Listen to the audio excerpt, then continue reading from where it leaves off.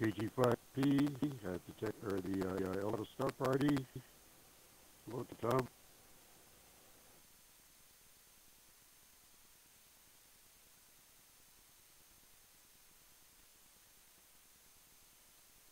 Mike, you got clear skies out there?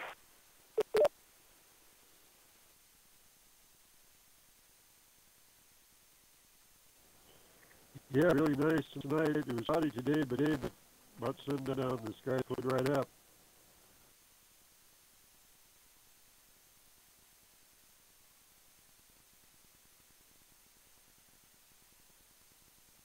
We want some pictures. You got to post them on the Facebook page and beyond.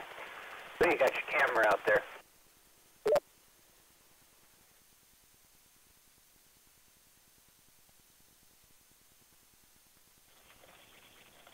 Okay, well, a camera, I'll take pictures and shots of the astronomers. I didn't plan on doing the astrophotography, or very little, because I don't often get the opportunity to do observing like we'll have, so that's mostly what I'll be doing.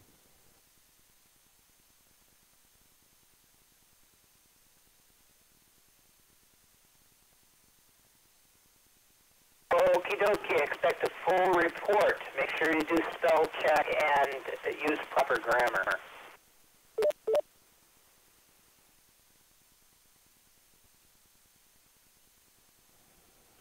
Hey, keep my grammar out of this.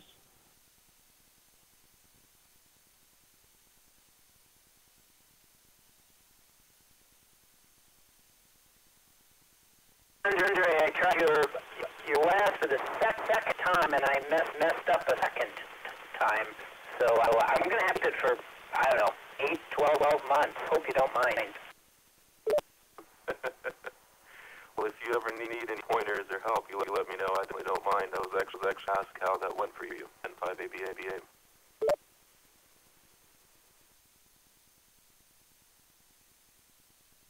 I met today. I had the camera in manual mode, and I exposed everything over at Founders Plaza today.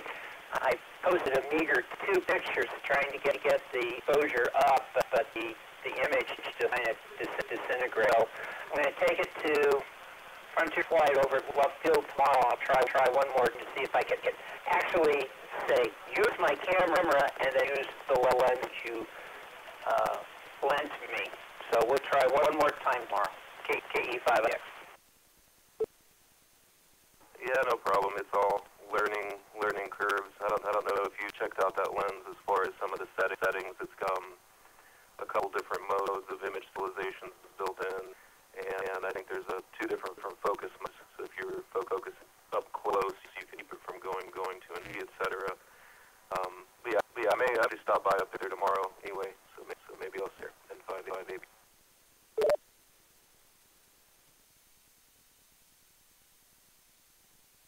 If you come by Frontier Flight tomorrow, I'll be volunteering there if you want. And we can go out and look together, and I'll get you for free because I know people. That would be awesome. What time do you get up there tomorrow normally? Like N5 maybe?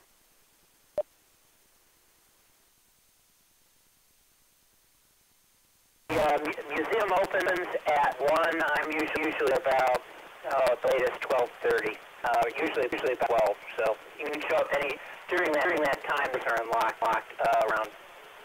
I think they unlock them around 11 for birthday parties and that. So those times is fine.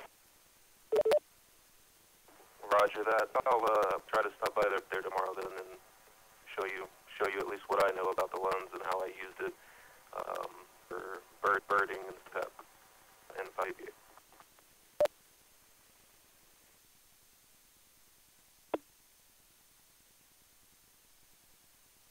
Cool deal. Look forward to seeing you. KE5 ICX Skynet is in 5 minutes. 5 minutes, I tell you. KE5 ICX. Assemble Tom in 5BB.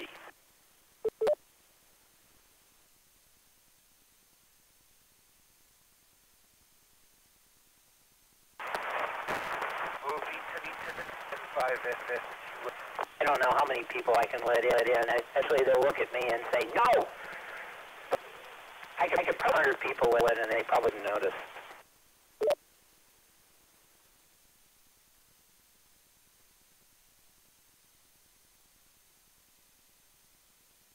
NPB.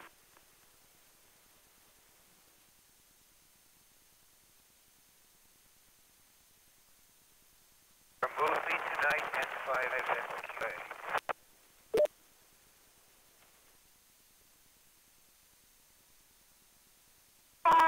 Yes, there is. If you remember Space, 1999? The first pilot episode, that is the movie. It's only 50 minutes long, so you can rush over and watch it. It's on YouTube. In HD, you know, yes, YouTube can fine pilot to the fantastic 2 seasons in series, or whatever you want to call it.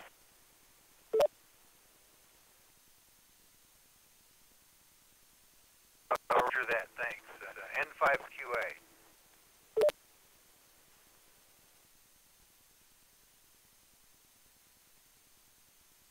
And that sounded weak.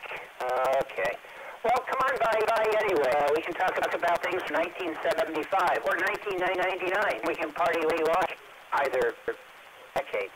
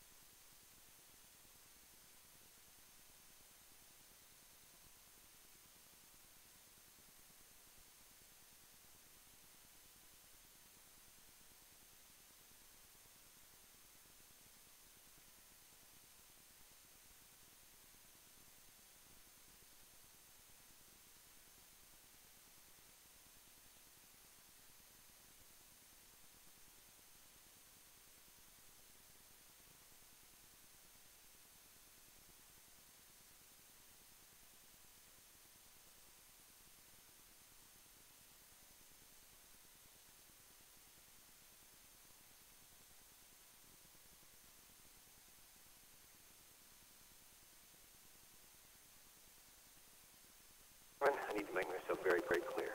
If we uplink now, Skynet will be in control of your military. But you'll be in control of Skynet, right? That is correct, sir. Skynet.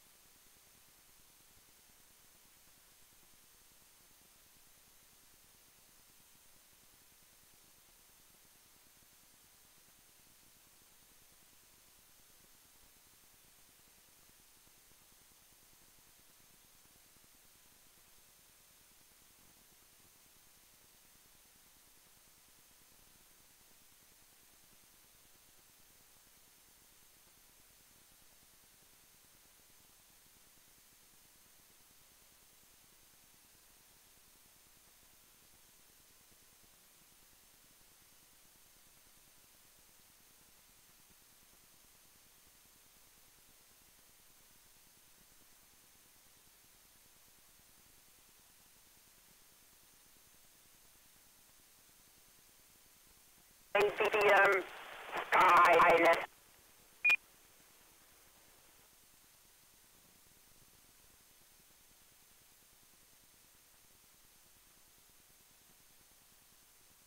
This is Echolink 5 in India X-ray. My name Tom. I'll be your next control session of the DARC Skynet. And it is weekly called every Saturday night at 9 p.m. during the subject of astronomy. Our purpose is to help amateurs become more familiar with the nighttime, daytime astronomy, and space in general. This net is open to amateurs interested in this topic. We encourage your participation. Comments and suggestions for this net. Stations with priority or emergency traffic may enter the net at any time by using the pro sign, break, and your call sign. Is there any emergency or priority traffic? Please come now.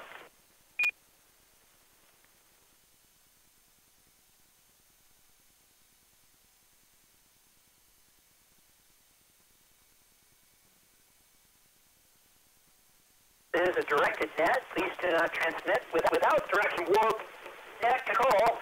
And stations are reminded at the end of your transmissions. This weekly operates on this frequency, which is, if you can't read your dial, 146.880 megahertz with a PL on 110.9.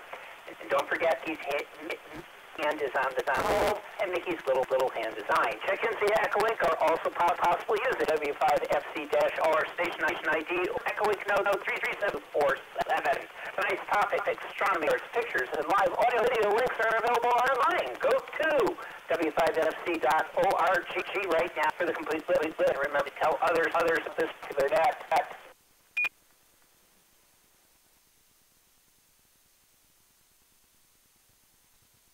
All amateur operators are welcome, even the cranky ones. You need not be a member of any amateur radio clubs to participate. This net is 90 minutes long, ultimately, and is structured in a note part. Here they are. 1. General announcements. 2. Texas Chemical Society Alice events, where and when you through telescope. 3. National Space Society events. 4.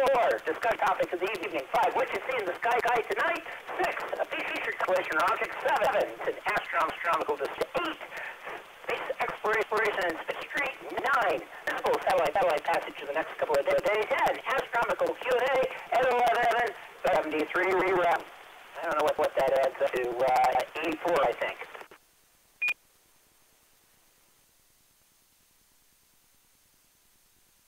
Amateurs licensed to transmit on this frequency are invited to check in. Let's start with lower or short time check-ins. Please come now with your call sign name. Where you're transmitting from, let me know if you're low power time.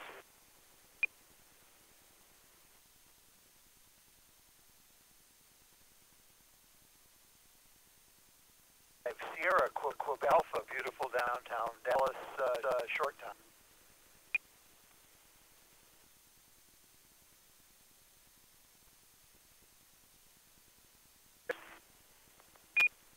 November 5, Whiskey Oscar India, in Allen, short time.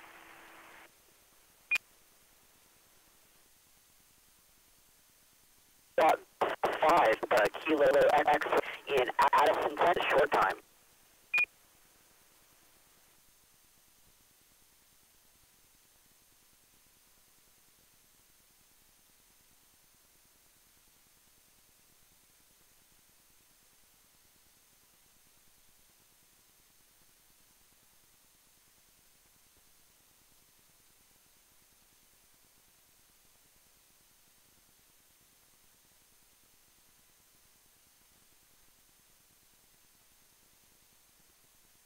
Go ahead and get these checked in. I'll need a couple fills. I've got M5SQA run in Dallas. Didn't give me your name, Ron, but I know who you are. Short time in Dallas. M5WOI William in Allen. Short time. Gotcha. K5PK Papa Kilo X-Egg at Addison. Short time. Could I get your name? Did I get your call sign right?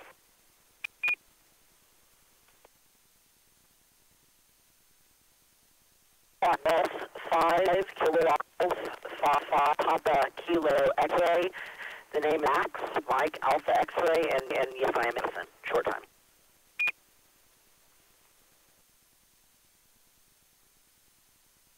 Excellent. Gotcha that time. Kilo Golf 5 Papa Kilo X-Ray. Max over in Addison. I got checked down short. Kilo Golf 5 Key Whiskey Zulu Bob. Short time. Where are you transmitting from, Bob? That was Whiskey Zulu, and I'm in North Dallas.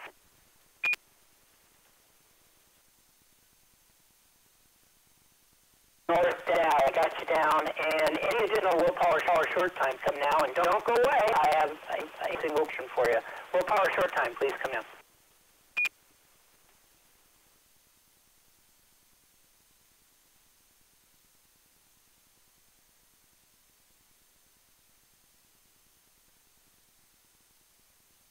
I would opt now and ask low power shorter time, actually all short time states.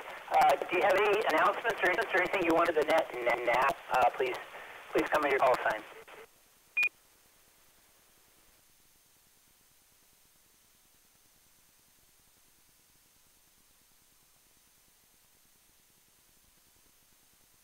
Golf 5 Papa Kilo Extra. I don't know if the net would find this interesting, but I'm actually on the way to my high school's homecoming right now.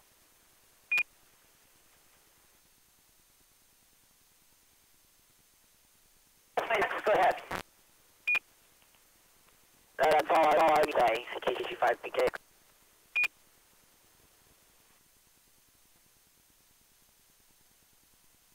Good luck, Max. I will do one thing. I'm a recent graduate in the last 5 years or everybody looks older. And they also look a little heavier. And they're a lot crankier. Just thought I'd mention that. Okie doke. Let's continue. It's time for general check-in. I'd like to join us this evening, whether you're going to high reunion or not. Come with your call sign phonetically, your name, where you're transmitting from. Be nice. I got to write all these down. Please come now. This is 5 Alpha Bravo Alpha Andre Tower. This is so Golf 5 Echo India Uniform David in St. Paul, Texas. This is November 5th, Bravo. Bill in Irving. I was in high school 5 decades ago. Far tall. This is Kilo Fox 5, Victor Quebec Hotel, Tom Ski.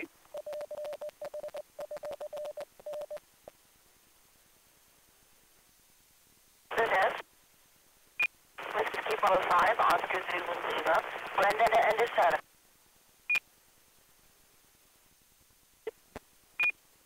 Kilo Charlie 55, Oscar Zulu Tango, Carolyn and Bushville. This is so Echo 5 Echo number Eric in Plano. This is Foxtrot 5 Zulu Bravo Lima, Farmers Branch.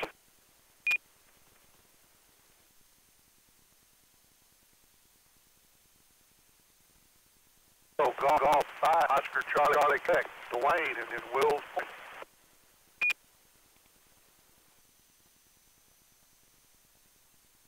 This is November 5 Alpha Tango Mike, Dent and Homer.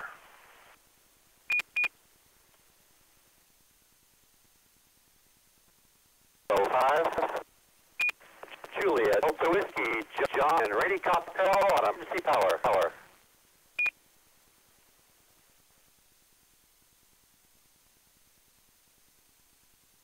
Kilo Golf 5 Quebec and Great Glen and Rockwell.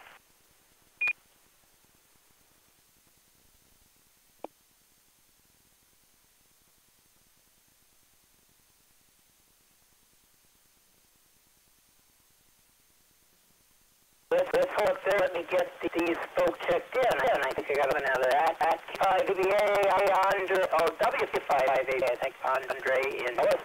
KG5EIU, David in St. Paul, and MCB, Mr. Bill Ring. KF5, Vic Quebec Hotel, Tom Mesquite, welcome. W5OZ, Miss Brenda DeSoto, C5OZT, Miss Carolyn, neighbor on the street.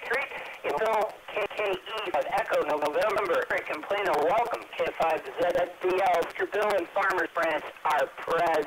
KG5 Oscar Charlie Quebec, Dwayne Wills Point, welcome. And 810 Vincent and Tom, welcome back. K5 JW John in his Winterman Capel, increasing power. You may want to go back up to Oklahoma City, do your Palace up there. K5QXI, Glenn and Rockwell. Additional over air check-ins. Please now with your name, where you were transmitting from.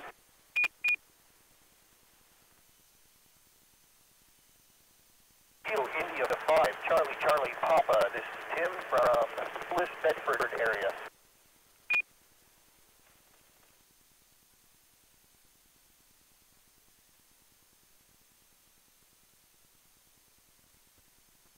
Trot 5 Kilo Juliet, Jonathan from Carroll.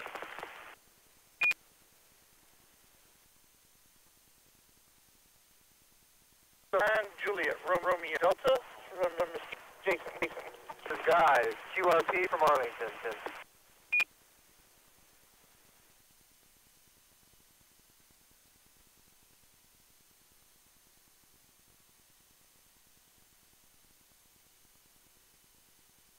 All right, let's hold it up here. I'm going to need a couple of those. I can't find KEJ, Jonathan, and Carol Bolton is back. Welcome back, Jonathan. 9 JEJ, and then you got covered over JED, Echo Delta, please. Can I get your location, please?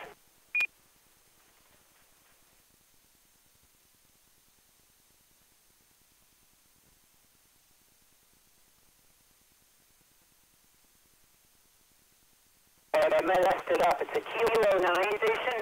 Give me your fall, please, and your name and location.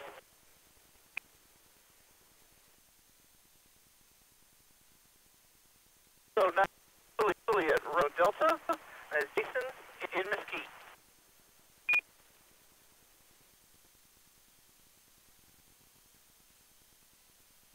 Good, I got you. Kilo 9, Juliet Romeo Delta, J Mesquite. The next station was Arlington, but you got cover. If you could give me your call sign and your name, please. This is Kilo Golf 5, Foxtrot, Papa number, Guys, RP from Arlington.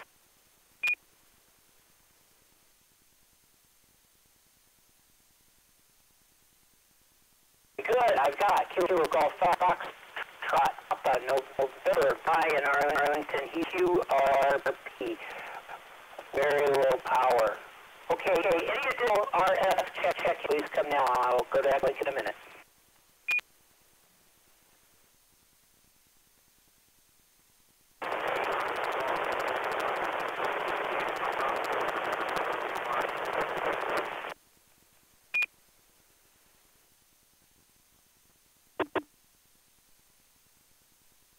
That was almost 100% noise. Folks, listening on reverse if you can, and if you could pick them up. That station, the station that just transmitted, increased power or improved position. Give your call sign twice, your name and your location. See if we can pull you up.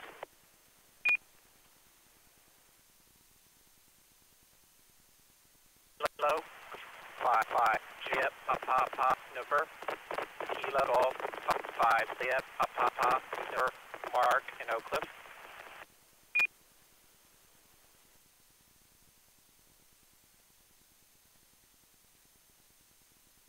Much better. Thank you, Mark, for increasing power, KJP, and over in Oak Cliff. Did I miss anyone on RF, please? India 5, Charlie Papa in Bedford.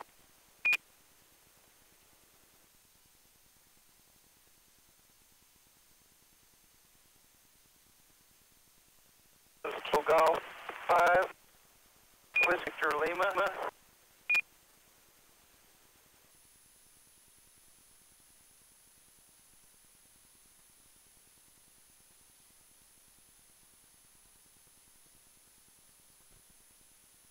All right, I think I've got a duplicate here. I've got Kilo India Charlie Papa.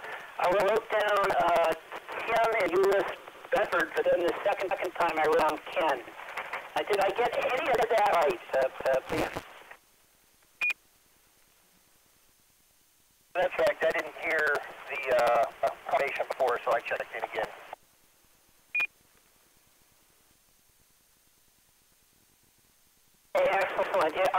Tim then?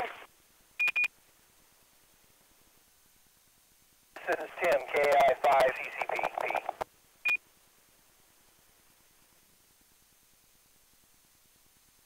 Excellent. I've got you checked in. The next call, Golf 5 Whiskey, Victor Lima. Could I get name and location, please?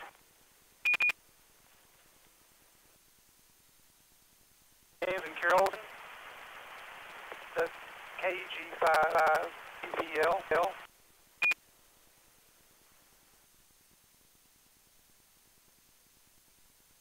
WL, James Carrollton, excellent. I have you checked in.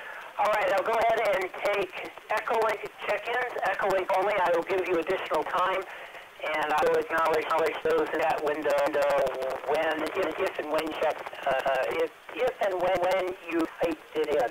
Echolink only. Please come in.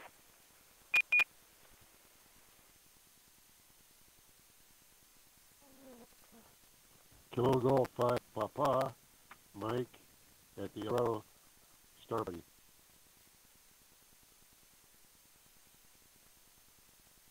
Alpha 5 Alpha Hotel, Robert Mason.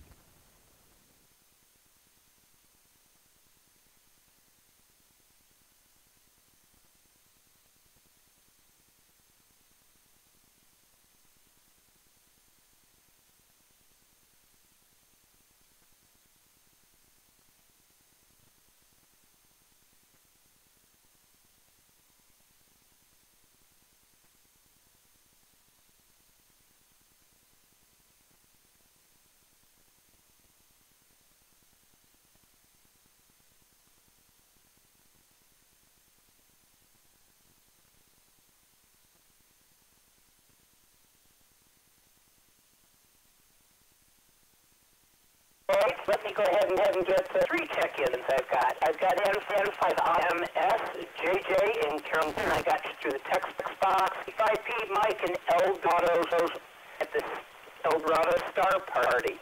I've got AA5AH Robert in Richardson. Anything else? There's a few others on Echolink. Would you like me to check you in? Come now. Echolink only.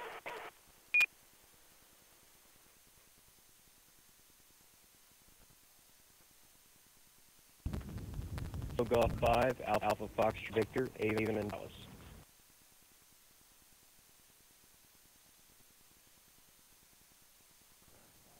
Kilo India 5, Bravo November, Luis in forward.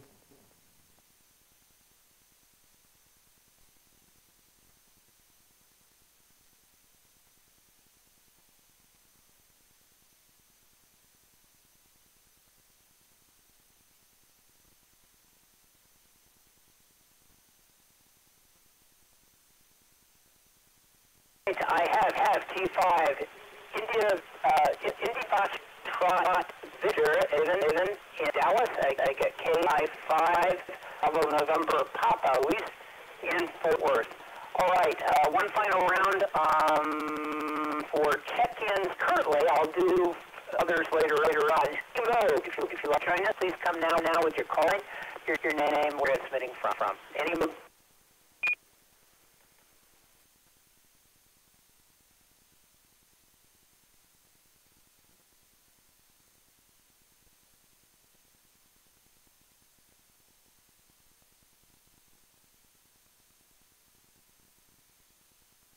hearing, don't worry, we will check in others later on. If anybody is on the races who would like to check in, just give us a break at some point, and we'll get you in place if need be, or any store. We had some storms come to the Louisville area here a little bit, but it has calmed down, and I'm getting reports where through that there is some heavy rain. So if races needs to come in for Skywarn, please let me know. Just do a break, and we will use the frequency you. This is D5 ICX. I'm hoping for tonight. Sky, we'll go ahead and ask, are there any general announcements to this evening? Anything that may be of interest to him, astronomical space, or of general interest to one?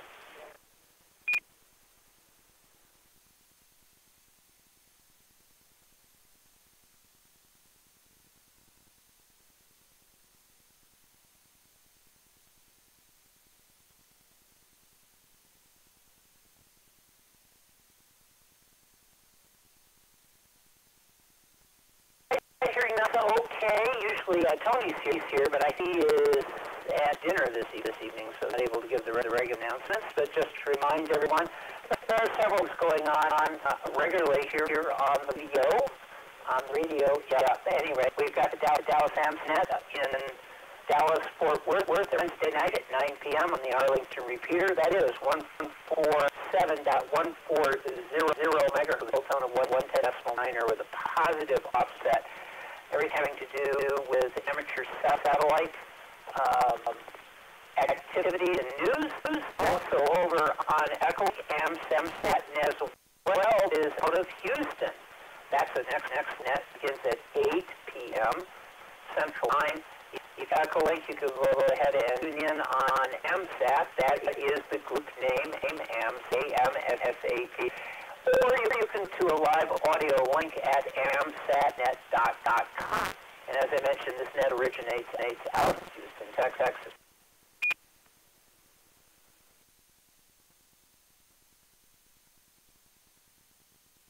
For all the DRC nets, we got plenty of them. Monday nets are loaded. Our first net of the first week, Monday net at 7 p.m. is the ham fix net, where you get to talk recipes, cooking,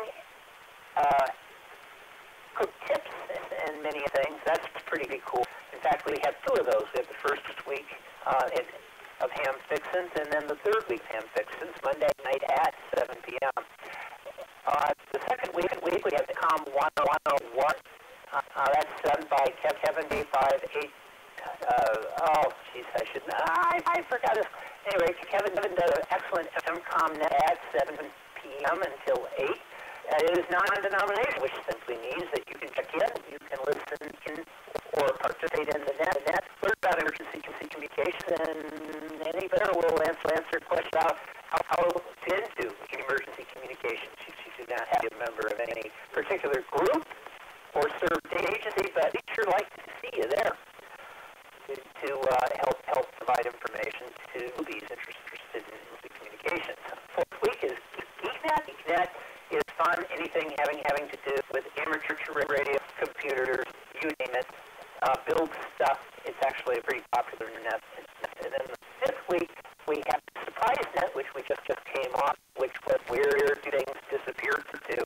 The next one I think is in December. Somebody may be able to tell. I don't have a calendar in front of me, but it's the fifth week or fifth Monday, and we get several of those every year, and it's always fun.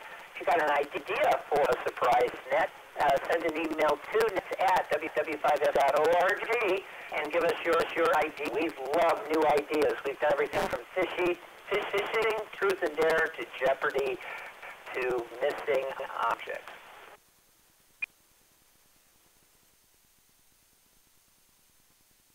Wednesday, we have Veterans Net, and first and third week, 7 to 8 as well. You don't have to be a veteran. If you're interested in veterans affairs and military and all of that, military stories or interest, definitely check in Wednesday night. And then Saturday is our night of net. We have Tech Net, which just finished a little while ago, from 7 to 8. We take a break from 8 until 10:30 is Sky, what you're listening to, and from 10:30 until midnight it is our Afterglow Movie net. What do you want? What is that? Let's tell you.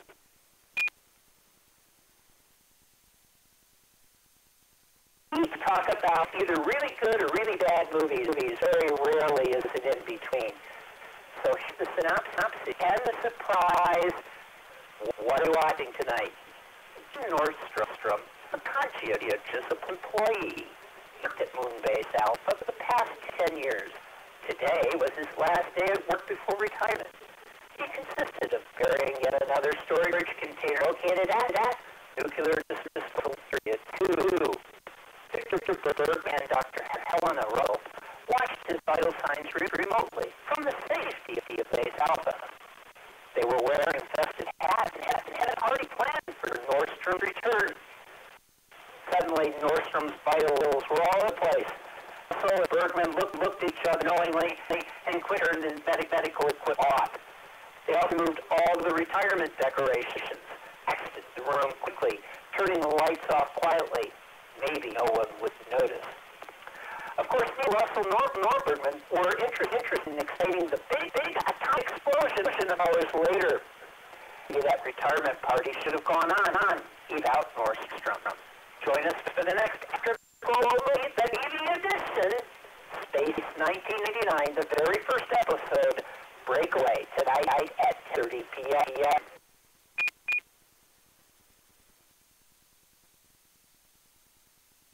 Keep up with all the DARC events and activities by going to the website, which is WFC.org for complete details. Does anyone need any bills?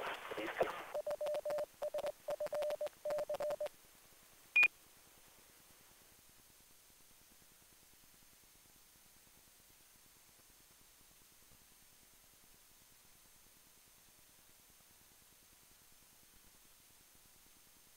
Anyone from the Astronomical Society of us who would like to make any comments about TAS, please now.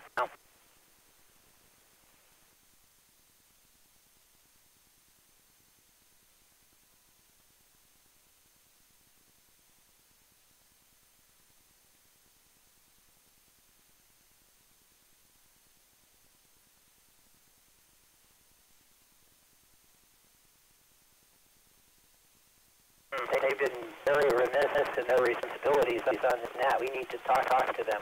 But in the meantime, go to TexasAstro.org to find out more about the Texas Astronomical Society of Dallas. What do they do? Well, they host observing parties every Saturday night, beginning at sunset and putting on 10 p.m. Central Time. Each week is a different location for observing, so make sure you get a complete deal for the Saturday night wish to attend. Go to TexasAstro.org. Select calendar for the pull down for completeness. Now, obviously, if it's raining, the cloud filters are not very good, so you probably won't be able to see in the sky. And there can, even though the TTAS is very good at what they don't have a cloud filter that they can afford. So no observing party. They also every month on Friday at the Learning Center at the University of Texas Dallas campus in Richardson at the Science Learning Center. This is only Park and India and July Park, where else would get tickets. It includes programs produced by members or guest speakers. It's a slideshow, current constellation of items for sale, such as T-shirts, books, observing age. And again, you can find out more by going to TexasAstro.org. Does anyone need Phil?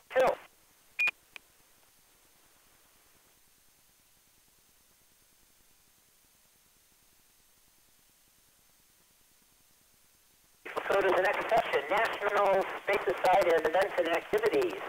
Another active group here in the data area. Bill, EB, I knew you did.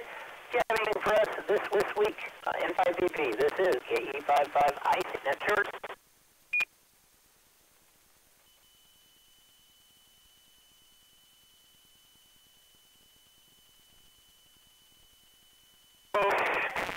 Nothing specific to the group this week. Our meetings are once a month. Skynet is typically 4 months, and so we'll have something every week unless there's a special thing going on. So maybe next week in February.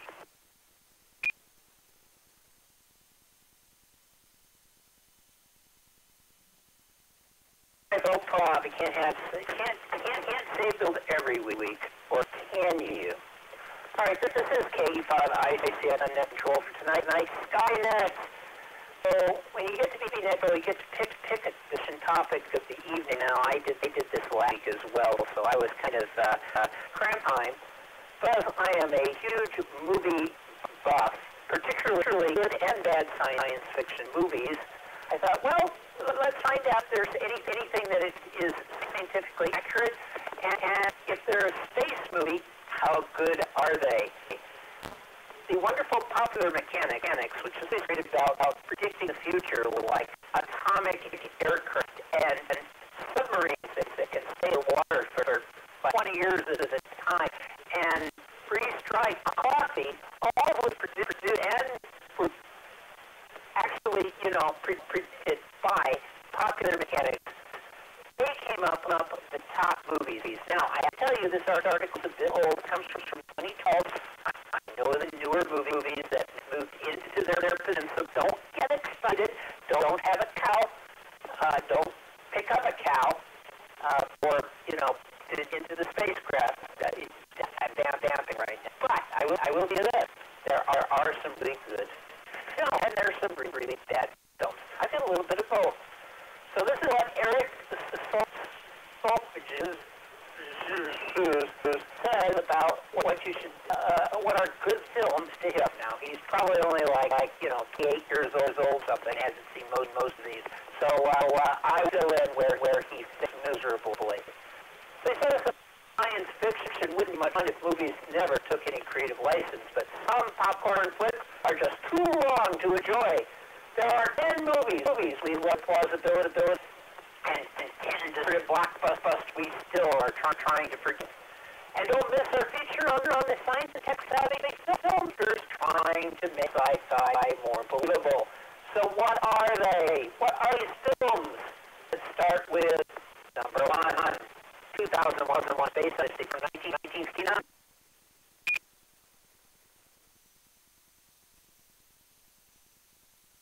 The character takes a routine commercial flight to the space station aboard a shuttle sporting Pan Am's logo. By the way, I'm wearing my Northwest Airlines t-shirt tonight and see it on the street. It's cool.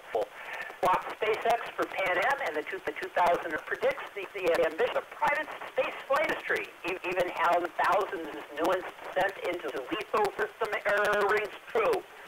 Expert opinion?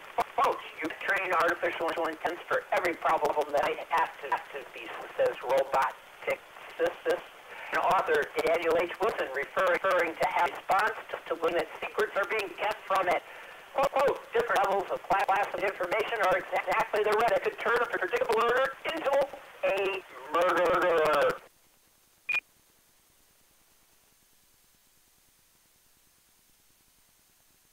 Don't mess around with Siri. Serious.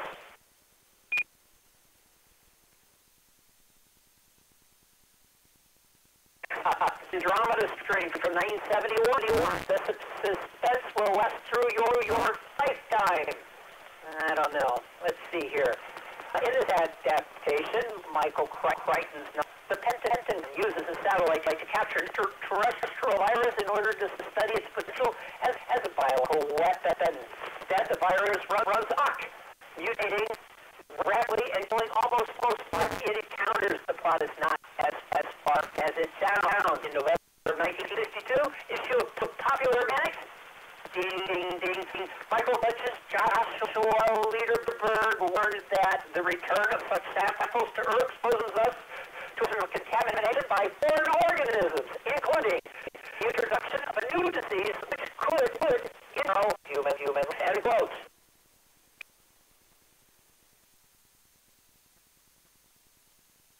Remember, as you are writing down and writing your retorts, I will come back to in a little bit. Next up, Alien from 1979. The utopian layout and handy faster than engines of most sci-fi spacecraft are nowhere found in spaceship.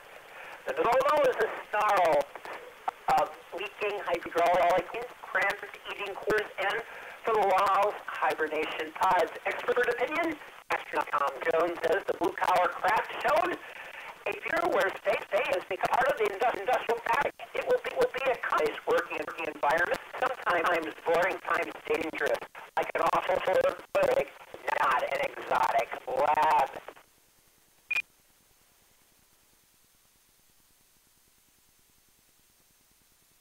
This is KE5CX. I'm the control for Sky, and I'm telling you the top 10 and worst 10 ever made involving science, fiction, and space.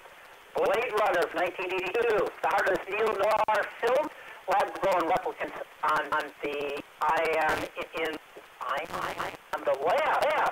in Las Vegas. No, that's the movie. Los Angeles is no more or plausible on a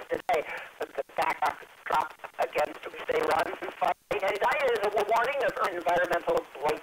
The skies over LA blotted and pouring the implied results of carbon excess and climate change. Real-life Texans, flying cars, sci-fi's most realistic airworthy automobiles. These spinners are vertical take-on landing craft, similar to Urban Aero's Air Mule prototype that require headset and contact with air control and a pilot's license to operate.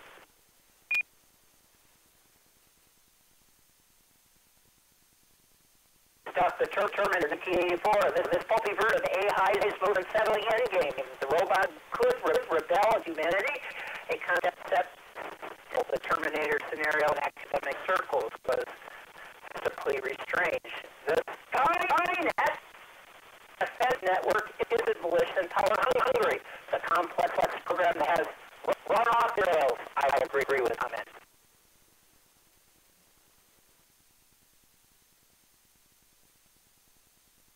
I'm going to skip that dinosaur, so I'm going to Gattaca from 1997. I've not seen this. In the sequence, Gattaca presents a society warping concept that rapid, ubiquitous genetic sequence will shape the world. Whole lives will be mapped from birth, and a new classicism will emerge based on the genetic predispositions. Real life hasn't caught up with the moon's neo-fascism, but the capability of the $10 million genomics expert competition hopes to yield the first system that and entire genomes for $1,000 less.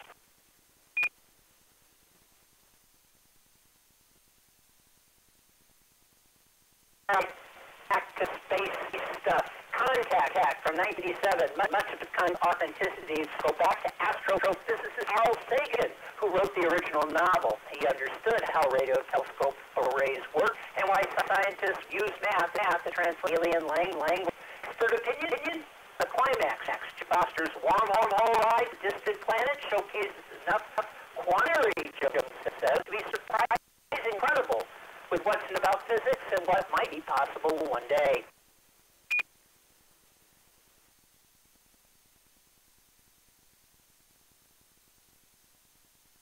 From 1998. So it says updated its thinking on foreign object collection. The 2007 research was flying a craft alongside black killers, tugging them off course with gravity. The movie was true to the technology of detection reception at the time. It's almost a lesson, Jones says. To find that was accurate to asteroid physics was a nice surprise.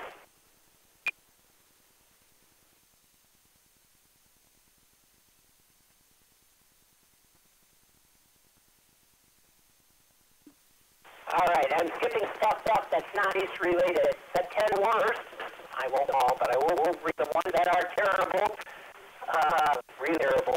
And in space, the black hole from 1979.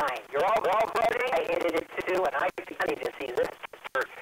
When the protagonist escape pod flies into one of the universe's most destructive phenomena, it isn't prepared by shrieking atom. Instead, packets have psychedelic visions that emerge and sound. Think of a really bad version of 25 Leagues Under the Sea. Armageddon, 1998. NASA sends wilders to land on an Earth-killing asteroid and in half with a nuke. Remind that even a rock the size of this doesn't have the grace to keep the rovers on the surface. Ridiculous tale. The rovers are equipped with mounted machine guns, which character uses to open fire on everything. It's that bad.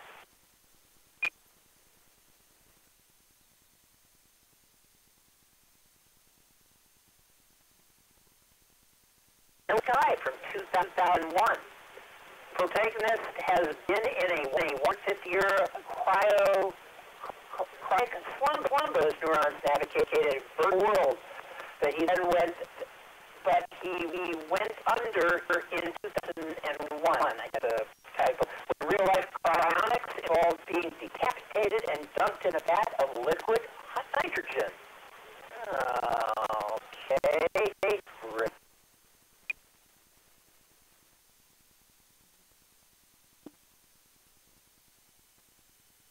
Okay. fun. You'll love it any day after tomorrow. Not yesterday, but the day after tomorrow, which is yesterday's tomorrow.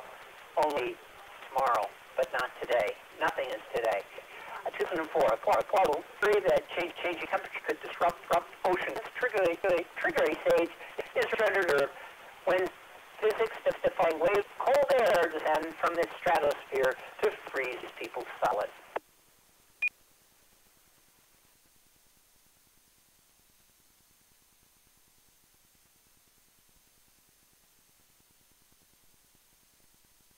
That's it from me. These are the films, most of them in space, or have a future spacey undertones, that I won't read the rest of these because they don't fit in with our discussion of space movies.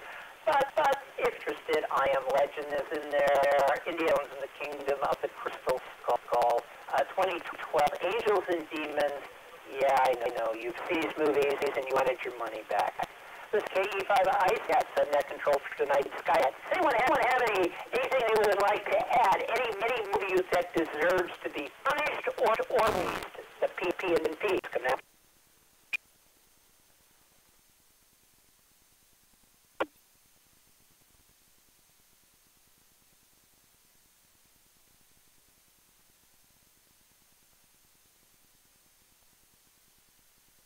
I put it to sleep that efficiently? Well, that's okay. All right, let me ask, are any additional checks? Please come now. Come with your call sign and your name, where you're spinning from.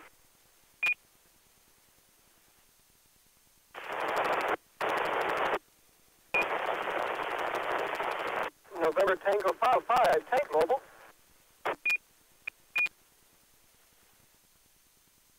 Only 5, Bravo, Kilo X-ray, mobile.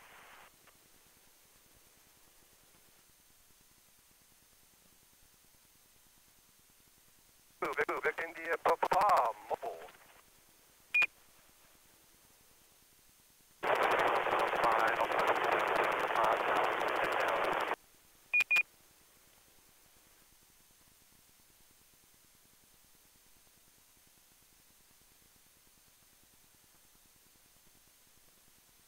Echo 5, Whiskey Delta Mike, mobile.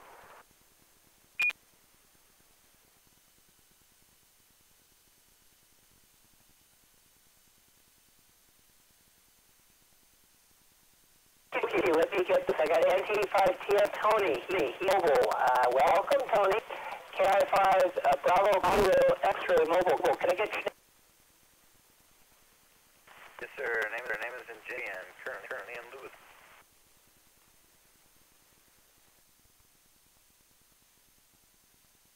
Very good. KI5BKX Gentry mobile in Louisville. N2VOVI, that sounds familiar, but could I get your name just because I forgot that? Really?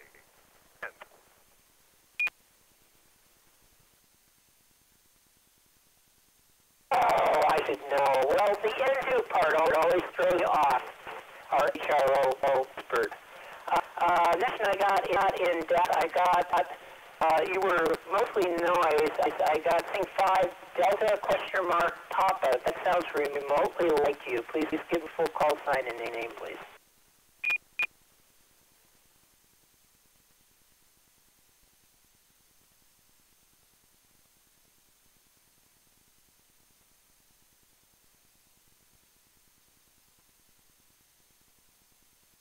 You're really weak, so you may not, there's not enough there. It's like hangman, you're quite sure. Kilo Echo from Whiskey, Delta Mike. Can I get your name, please? KE5WDM, this is Hull.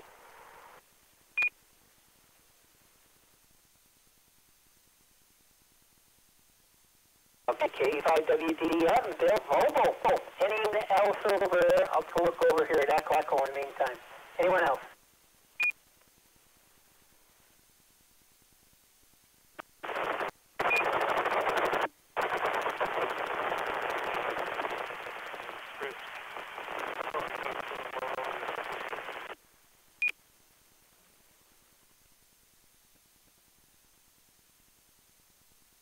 as the earlier state had trouble picking up. Did anyone pick that one up by reverse or any other means? I would like a relay if you can pull them out of noise.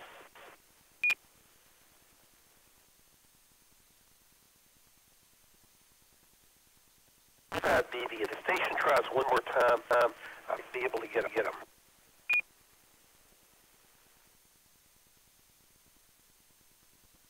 Thank you, Bill. Station calling. Try more time. If you can increase power or improve position, that would be nice. Give your call sign twice. I'm going to turn it up a lot. We're going to be listening for you so we can get your call.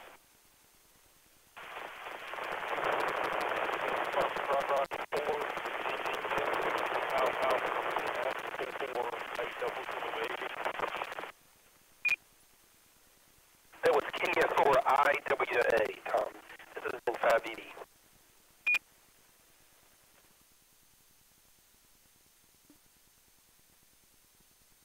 Thanks, Bill. I appreciate the read. Kilo Fox, India Whiskey Alpha over and down. Very good. Let's see here. Let me go ahead and go to the next section of the net. Oh boy, it's mine again.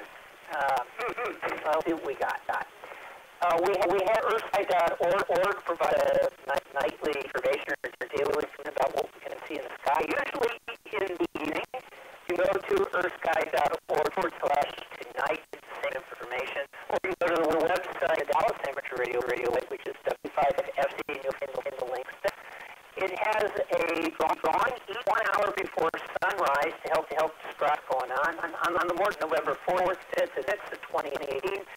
That's after staying out late or getting early to look for the turret meteors. Let the waning crescent moon your eye to the planets on at dawn.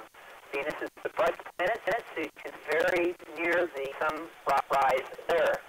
It entered the morning sky, passing between us and the sun on October 26th. So in early November, this is still extremely low eastern sky just before sunrise. Very near the sunrise point. We in the northern sphere have the advantage of being Venus before dawn at time of the year. It's autumn for us, and the angle of the ecliptic or passes of the sun, moon, and planet with respect to the morning horizon is always very steep. This means we'll be above sunrise rather than on side of it, as seen from this hemisphere, and that fact will make Venus easier to spot.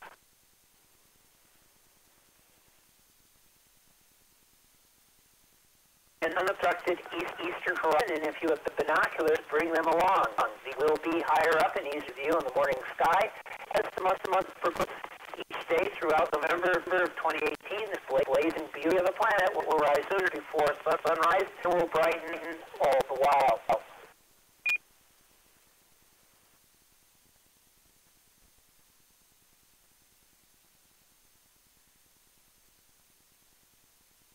A picture of the morning sky until mid-August of 2019. It'll show at its brightest in late early December of 2018 as more stars.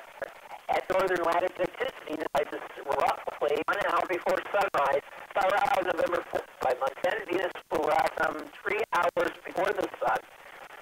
The bottom line is that Venus has only now turned to the east toward dawn. It's very, very low in the sky as dawn breaks. You just might be lucky enough to catch the moon and Venus before daybreak on mornings of November 4th through 6th.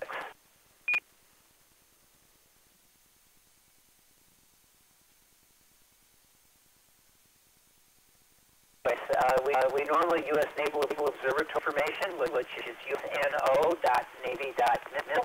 What you can see in the sky, if you put that into your search engine, you'll find it. It gives you the week's worth of interesting things in the hemisphere with your time. So by all means, check out usno.navy.mil for additional information on going on in the sky in North America. We're going to move on to Mrs. Carolyn. She's KC5OZT. She has our constellation for this day. So Miss Carolyn, KC5OZT, the net is yours. This is KE5 ICE. Back to you.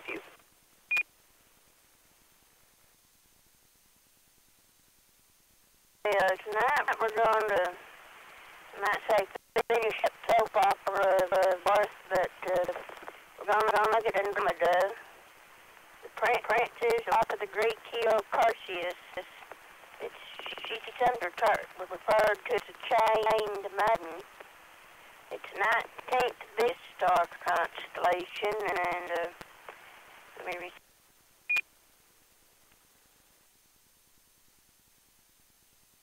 A little bit of this myth several times. She was the daughter of Cepheus and Ethiopia. Monster was destroying the land, and they were told that the only way to stop it was to sacrifice his daughter. So it was chained to a rock with Perseus came along and saved her, and they were later married.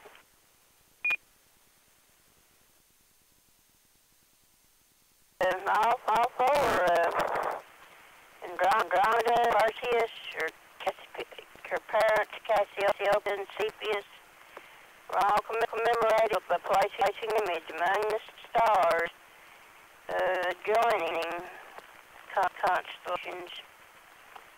And move on to some of the major stars in Andromeda. The brightest star is Alpha, or Alpha. Magnitude 2.06. It's a binary and only 97 years away. It's a hot blue-type B subgiant star. And the brighter the two stars of this binary is unusual chemical composition. Halos of mercury, manganese, and other elements. It's the brightest mercury-manganese star known and has a luminosity about 200 times that of the sun. Now,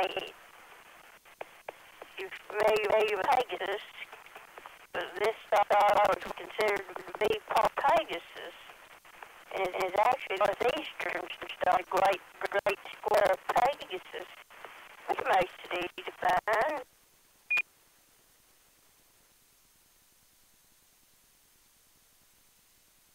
And Beta, also the name of Mirach, M-I-R-A-C-H.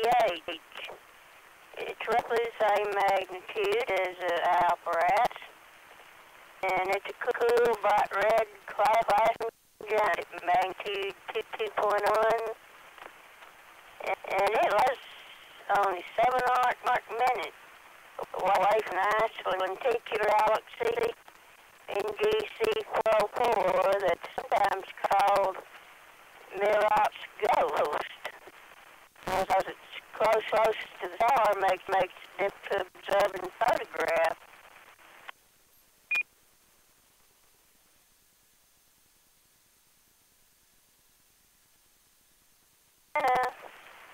We have Gamma, or Almop, third brightest star, 2.26, and guess what? Another binary.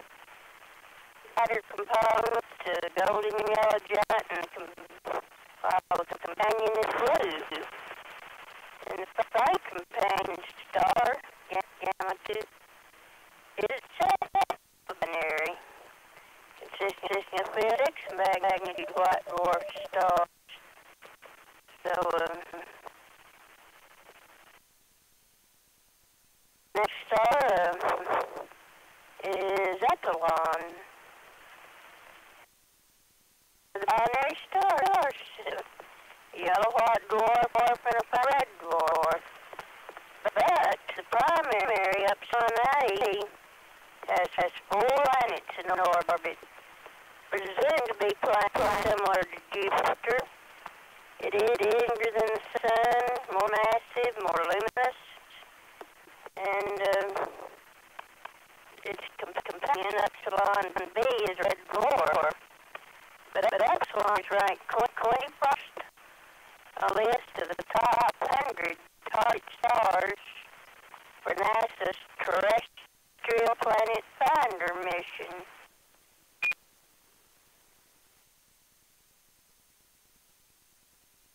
We'll move along. Andromeda is rich in stars.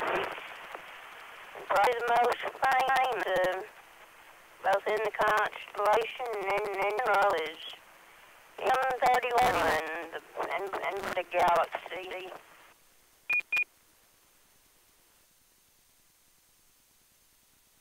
The magnitude 0.4. This galaxy is the closest spiral galaxy to the Milky Way.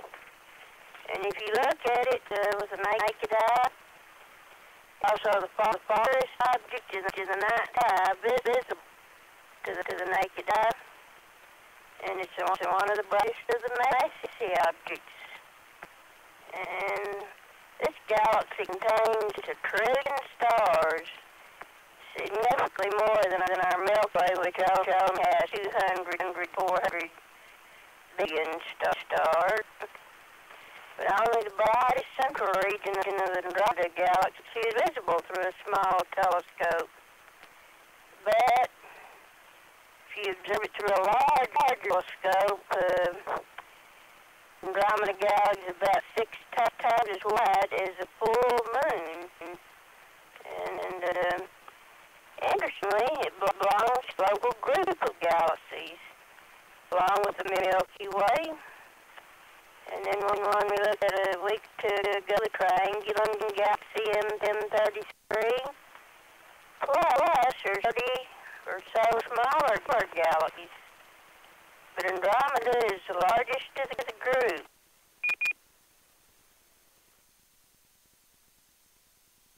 This is estimated to be roughly equal to the Milky Way, and it's expected to collide with the Milky Way in about 4.5 billion years. And the galaxy also has 15 known dwarf galaxies as its satellites. And these will cover the easiest to find, M32 and M10.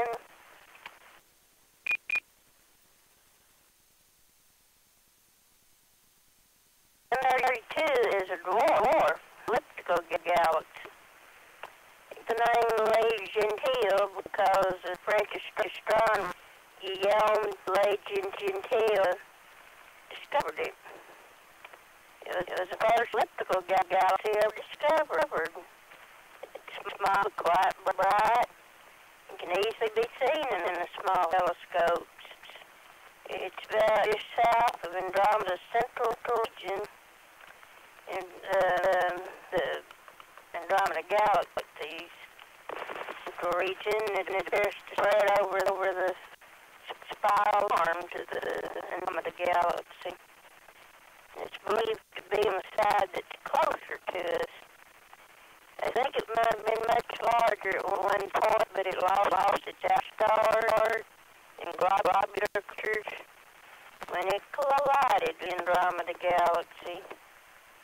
It's, along with that object, it's one of the closest bright elliptical galaxies to our solar system.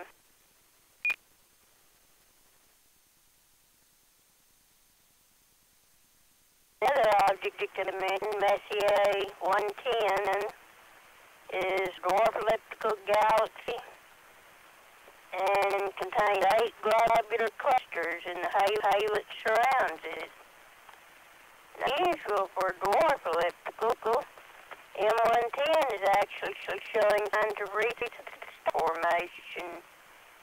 It doesn't appear to have a supermassive black hole, or no, at least there's no evidence that it does. It was observed and described by Messier, the Andromeda galaxy and other objects he discovered, but it wasn't included on his original list. And then later, in fact 10 years later, the galaxy was independently discovered. Carolyn Herschel, but it was given the Messier number until 1967, and astronomer Kenneth Jones finally gave it a number.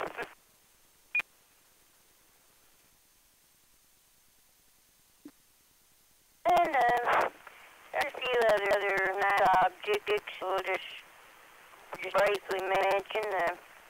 There's two nice open clusters. These are all NC numbers, 752 and 686. They're nice open clusters. 890 is Hadron Spiral Galaxy, and it's find it just look 4 east of Gamma, and it's easily visible in 4.5-inch scopes.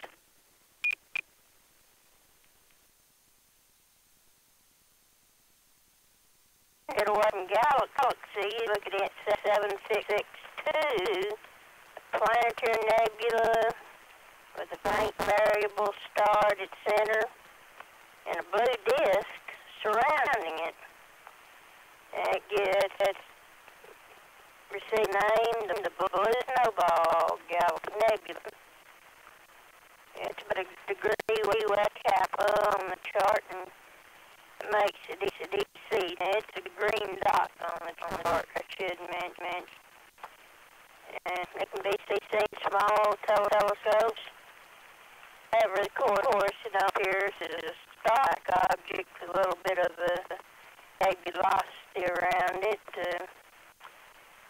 But Andromeda has, of course, Andromeda Galaxy, but overlook some of these other objects because it's loaded with them. And I know you'll enjoy taking a tour through this galaxy. And unless your questions can Tom turn it back, you have those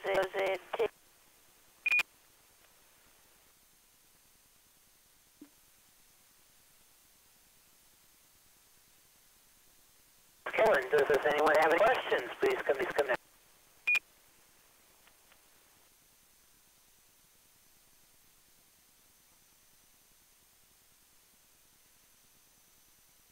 This is the E5ICX control for tonight's Skynet. Let's go ahead and move on to the next section. Recent astronomical discoveries.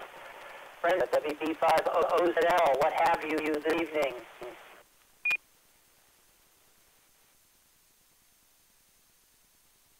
This is WB5OZL. First article is entitled 30 Years in the Life of Supernova 1987A.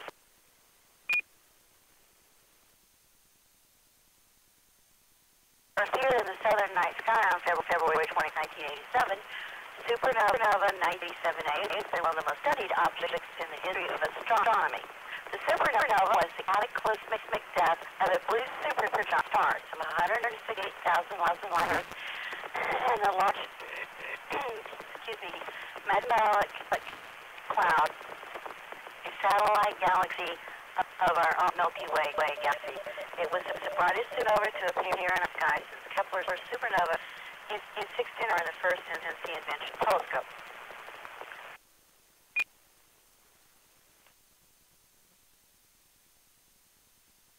New star was spotted by two astronomers working at the Lampanis Observatory in Northern States on the 19th of 24th. The University of Toronto's Ian Shelton and telescope operator Observatory Oscar Duhalde. Now, Yvette Sendet, a graduate with the University of Toronto Leiden Observatory, has created a time-lapse showing the aftermath of the supernova of a 25-year period from 1992 to 2017. The images show the shock wave expanding outward and slamming into debris that ringed the original star before it starts to demise. And in a cunning paper published in the Astrophysical Journal on October 1st, Sendet and her colleagues add to the evidence that the expandment is shaped not like a ring, like those of Saturn's, but like a donut, a form known as a torus. They also confirmed that the shock wave now picked up 1,000 kilometers a second in speed. The acceleration occurred because the expanding torus has punched through the ring of debris.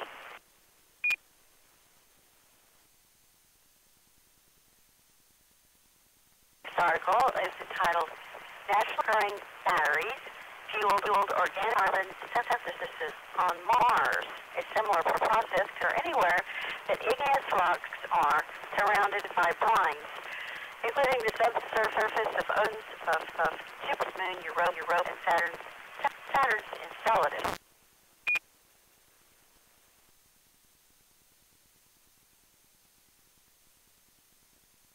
Organic carbon may have originated from a series of electrochemical reactions between briny liquids and volcanic minerals, according to new analyses of three Martian meteorite team led by Carnick and Andrew Steele, published in Science Advances. The group's analysis of a trio of Martian meteorites fell to Earth to NHLA and NWA 1950 shows it contained an inventory of organic carbons remarkably consistent with the carbon compounds detected by Mars Science Laboratories' missions. In 2012, Steele led a team that determined the organic carbon found in 10 Martian meteorites did indeed come from the red planet and was not due to contamination of Earth, but also that the organic carbon did not have a biological origin. This new work is researchers the next step, trying to understand how Mars's organic carbon was synthesized, not by biology.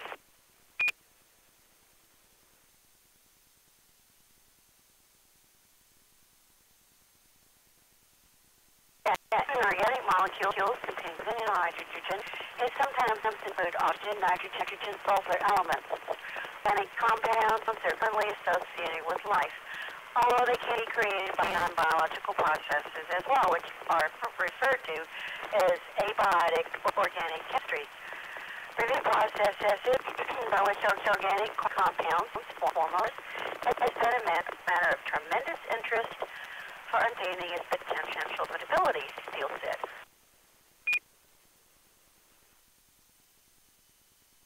Co-authors took a dive into the mineralogy of the three Martian meteorites.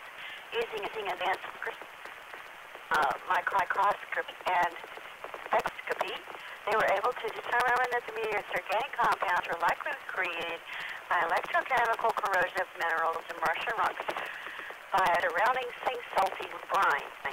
The discovery that natural systems can essentially form a corrosion-powered battery that drives electrical reactions between minerals and surrounding liquid has its major implications for the astrobiology field, Steele explained. A similar process could occur anywhere where the igneous rocks are surrounded by planes, including subsurface of Jupiter's moon, Saturn's moon, Enceladus, and even some environments here on Earth, particularly early in its planet's history. The team included Carnegie's Pamela Concord, Jia Wang, Leon Benning, Richard Worth, and more names.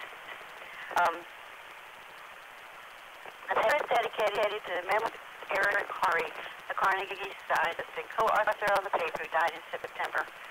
The research is supported by NASA, the Swedish National Space Board, Swedish Research, and some other organizations. Okay, I'm going to quit there. Both from ScienceDaily.com, .net. This is Terry Viva OZL.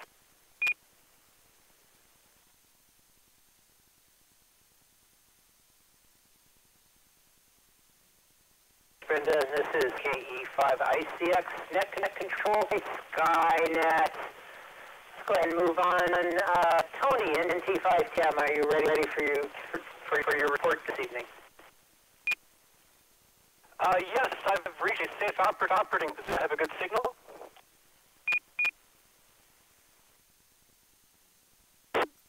$599,599 NIPQSL for that. Go ahead, you sound great.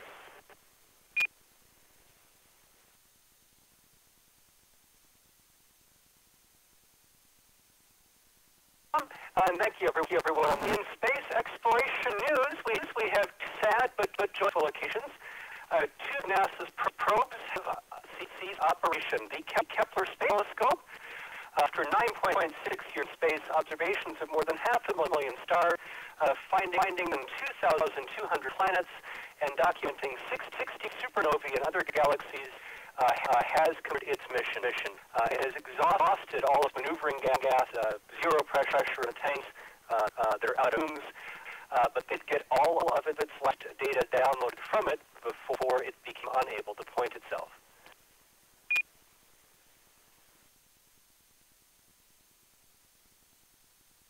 As NASA's spacecraft in orbit or series, it was an awesome probe, first into orbit 2 other planetary bodies. It's an ion engine to travel from one asteroid to another. Launched in 2007, it had a long and successful career, but it missed 2 check-ins with Deep Space Network this week, all certainly because it was unoriented into Delft, because maneuvering fuel also running on empty, and they just didn't know exactly what day it would run out.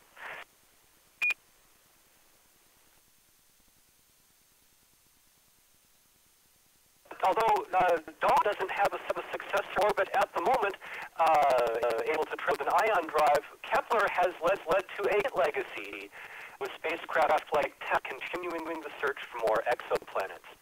We also have, in addition to those space funerals, some happy space birthdays this week.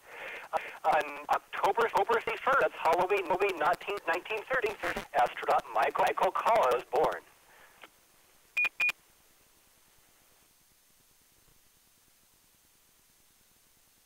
On Gemini 10 and Apollo 11 as the command module pilot, he was also famous for conducting a spacewalk from one vehicle to another, transferring his weight from the Gemini space to an Gene in a vehicle. On November 1st, 1944, the Jet Propulsion Laboratory was born. Well, that's not a person, but it's awesome, so I'm going to celebrate its birth, November 1st, 1944.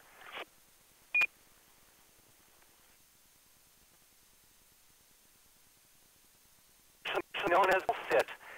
This facility at the California Institute of Technology was the nation's first devoted to the research and development of rocket propulsion.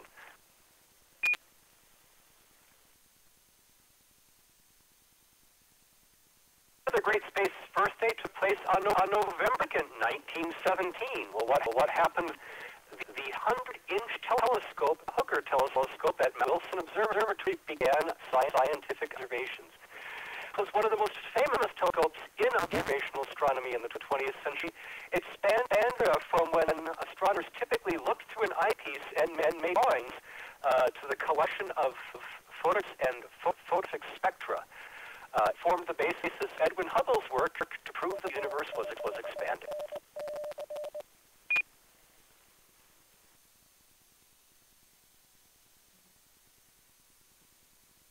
Space history.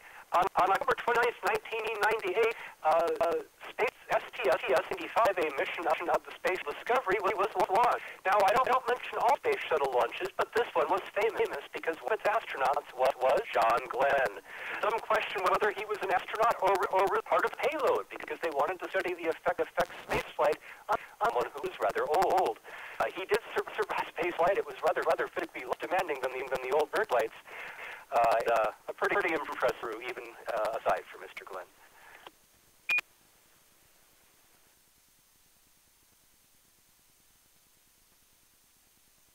In 1981, the Venera 13 lander was launched by the Soviet Union. This was one of a pair of missions, Venera 13 and 14, to the planet. Venera 13 did survive over 2 hours on the surface.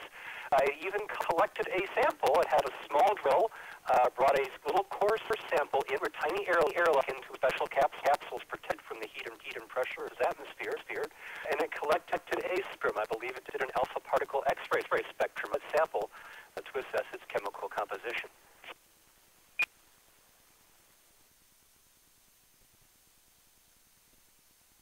On October 1st, 1964, in space history, Apollo astronaut Theodore Freeman died in a plane accident. You haven't heard of him. He didn't get into the moon. He was attacked by geese. Geese are dangerous birds.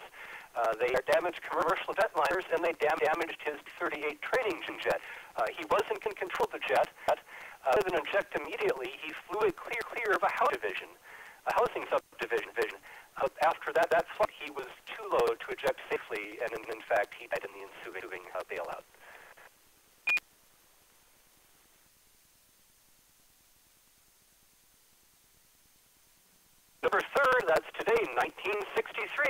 the first space took place. Andrian Grigorievich-Lev and Valentina Tereshkova were married. They had the first child into a couple who was flown in space. When limelight died away, they had the first space divorce. You see, well, they knew each other and didn't dislike each other. They were not particularly close and were never romantically involved.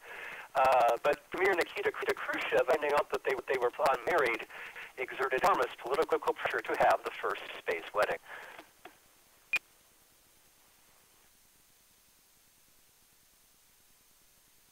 Don't let your dictate your spouse.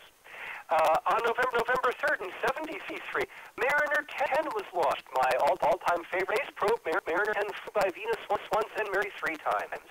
Mariner 10 was the first spacecraft to use a gravity assist trajectory and the first spacecraft to visit Mercury. And finally, my dog will have to plug ears. 1957, on this day, November 3rd, Sputnik 2 was launched. It carried the first dog into space. Unfortunately, she did not survive long temperature control on the spacecraft, which resulted in her death from heat stroke. She went down in history as Laika, a Russian word that simply means barker, although that wasn't really her name. It was assigned at the last moment, and she had previously owned by a number. The scientists intentionally rescued dogs and left them on the streets of Moscow, figuring that dogs would be much tougher and hardier than pampered pets. This is NT5TM, and that was This Week in Space History. Thank you for listening.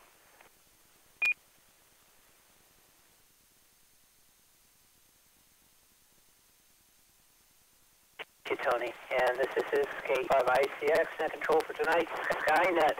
Let me go ahead and make additional check-ins. I do have Philip. I saw he checked in earlier and gave his call. K5KOV over on Facebook. I've also got Michael. KBB5UAT in South Oak Cliff in Dallas, of course. And I think that's it over there. I'll take additional check-ins. If you'd like to do this evening, please come your call sign, name, and where you're tuning from. I'll put you on the list.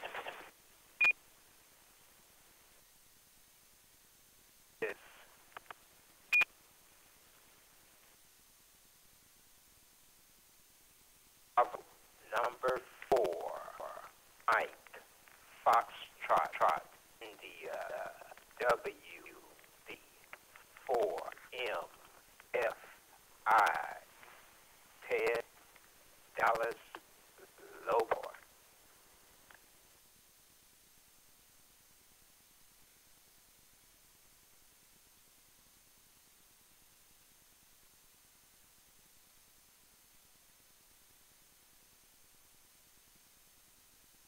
WBD4MFI, one of the regulars. There's Ted, Dallas, Low Power. Anyone else on us who'd like to check in?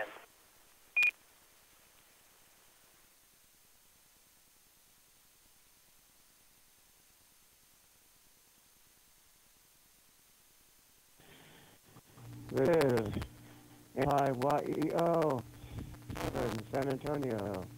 That's November 5, Yankee, Echo, Oscar.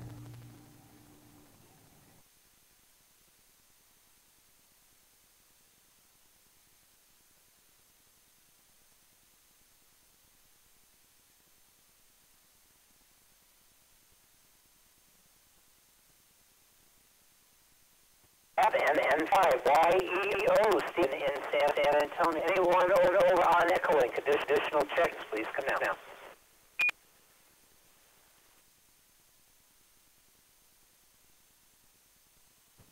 Kilo Golf 5, Alpha Foxtrot Tractor, Avon in Dallas.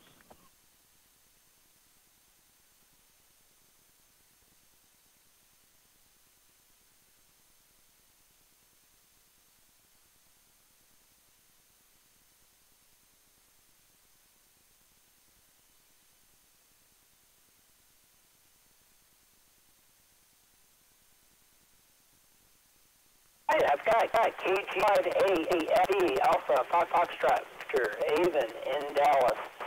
The final check-in soon, because we're going to call it quit here in a minute. Anyone else who'd like to check in? We're at 39. You want to make it 40? Please come now.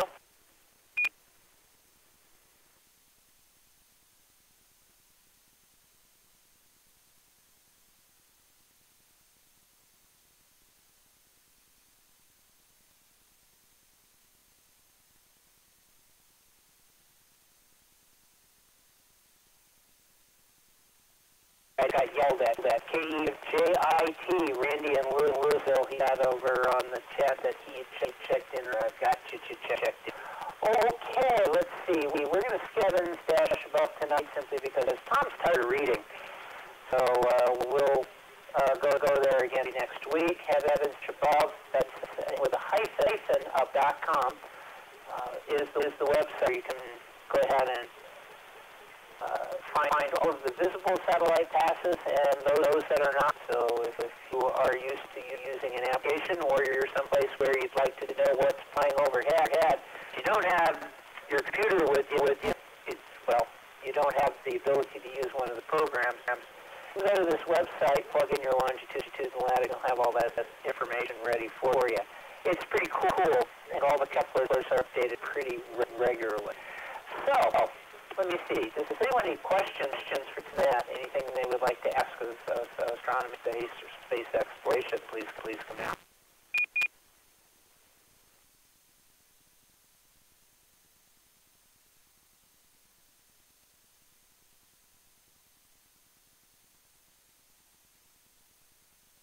Comments?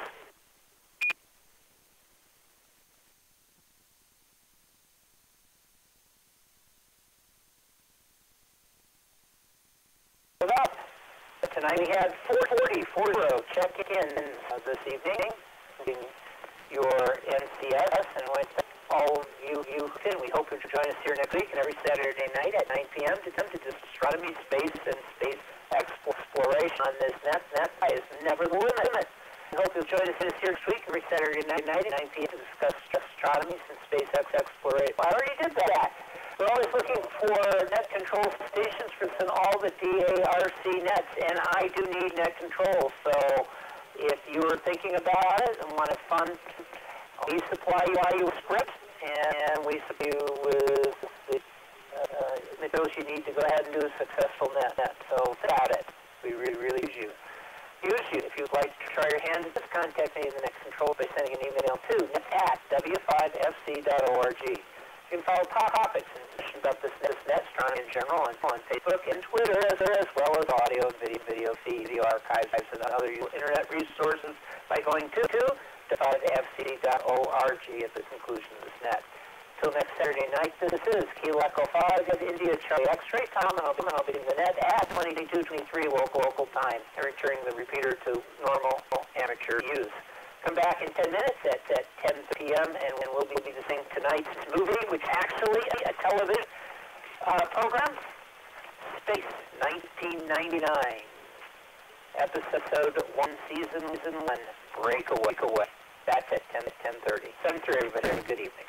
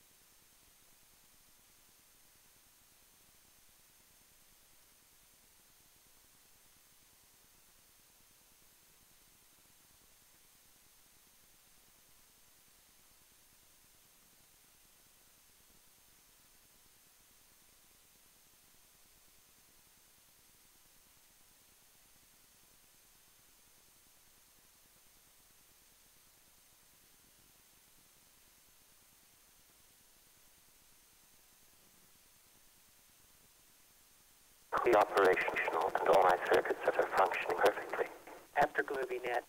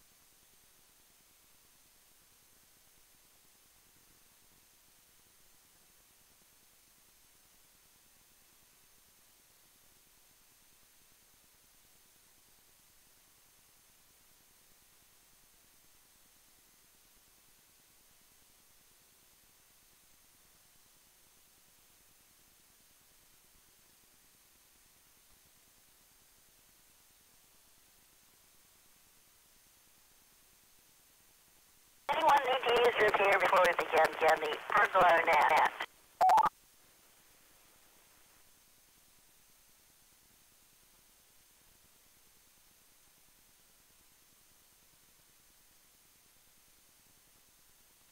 This is Whiskey Bravo 5 Oscar Zulu Lima. My name is Brenda. I am transmitting from the Texas, and we are going to discuss an excellent TV show that was wonderful to me at the time, and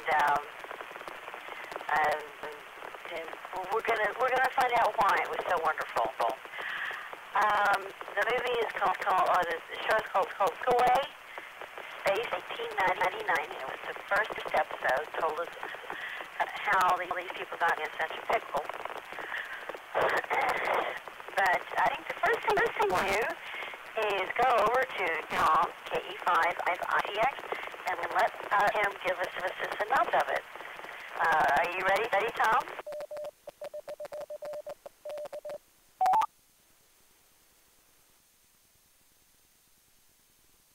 Oh, I am, Miss Brenda. Thanks to the interwebs and Wikipedia, I can tell about this episode called Breakaway. It is the first episode in the series of Space 1999.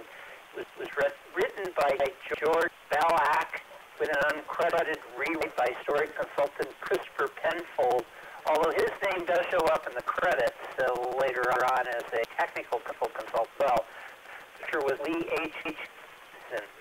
Previous titles include Zero G, The Void Ahead, Turning Point, and The Suckiest Ever Made. No, it wasn't that. The final shooting script was dated 22nd November of 1973.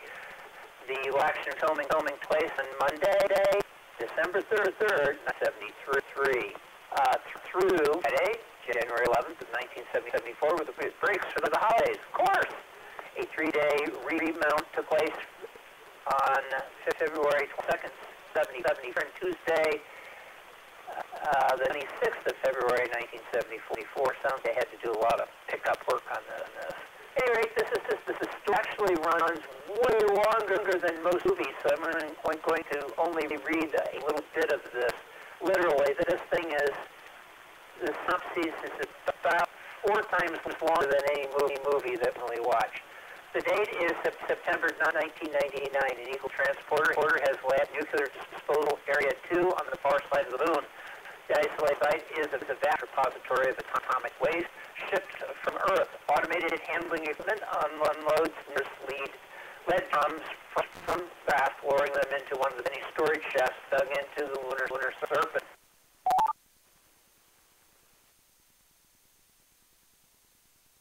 This operation, spacesuited technicians enter the restricted area. The men begin a methodical survey of the radiation-proof Syntho-Crete covers the ceiling depths, searching for the slightest indication of radiation leakage.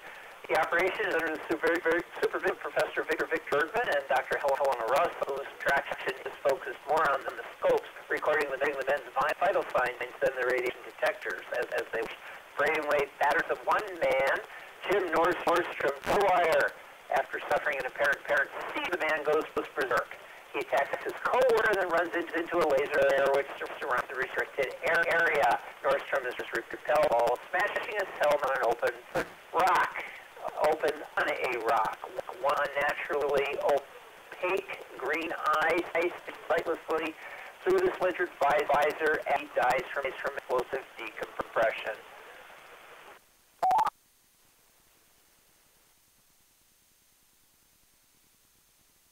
This time, Eagle 2 is seen en route to the moon. Its sole passenger is John Koenig, a newly appointed commander of Moon Base Alpha, a self-sustaining lunar colony built by the nations of Earth as the tree center for space research and exploration. Gerald Simmons, chief executive of the World Space Commission, calls to impress upon Koenig that nothing must delay his first assignment, the launch of the main deep space probe to the planet Meta. A virus, not Meta, no, that's a different one, Meta. As I never met a flight didn't like. Infection from plaguing the probe, astronauts and other operatives on the moon must not be an obstacle.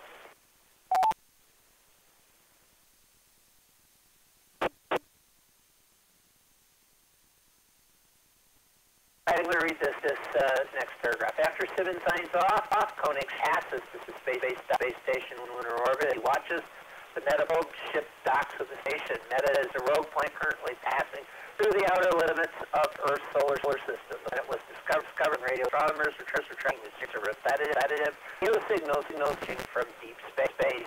Photographs sent back from the latest space probe, Seafarer 9, confirm that Meta possess an atmosphere. Hopes are high that the upcoming mission find Meta supporting some form of intelligent life. And it goes on, yada, yada, yada, yada. Radiation exposure, big explosion. Moon gets a sport of orbit. People flying every which way, sparks, all that great stuff. Let's see, the other guy that survived goes crazy, more crazy stuff happens. Mysteries abound, science is abandoned, and everyone's very into the episode. This is KE5IC expecting that control.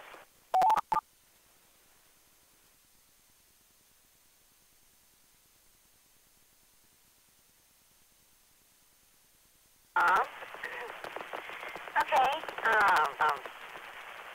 just a comment before we get started. I don't know about the rest of you, but I have to admit that I'm one of those people who watch anything that has a space in it, no matter how late it is, and that's the only thing that I can say about this show. Okay, let's start taking check-ins. We'll start with low power, and in short time, so please come now, or call sign your QTH. Please come now.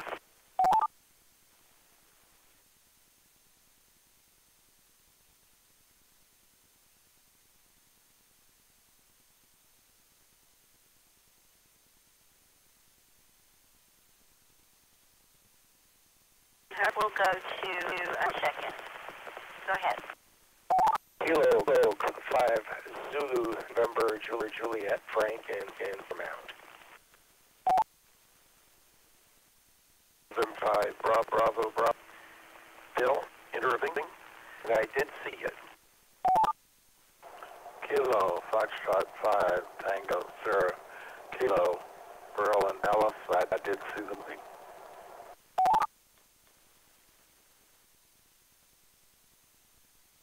Charlie 5, Oscar Zulu Tango, Carolyn Rushville, and I did see the movie.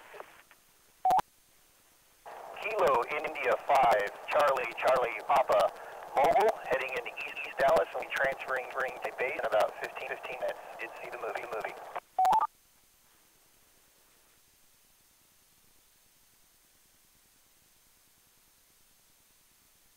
Echo 5, India, Charlie X-ray, Tom, Louisville, yep.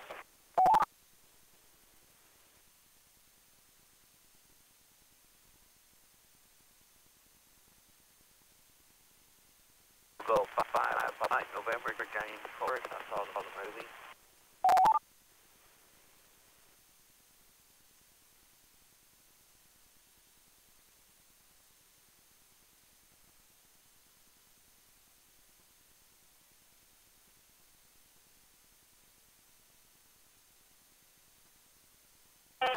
Let's stop there. I forgot to add everybody who wanted to know if they saw the movie, but for most of you let it go.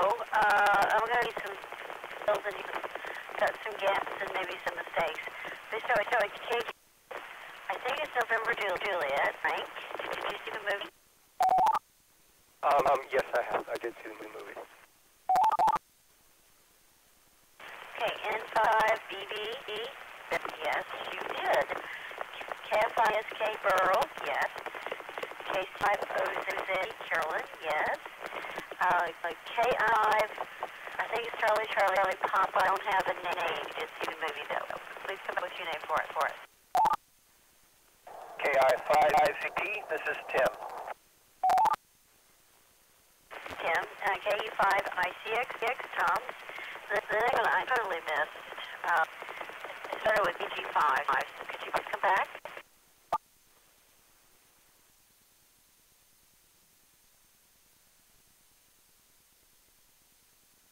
Well, 5, Papa, Mike, November, James Worth.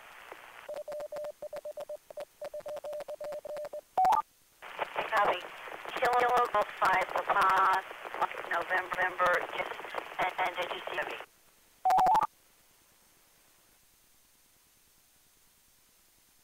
I saw the movie, 5 p.m.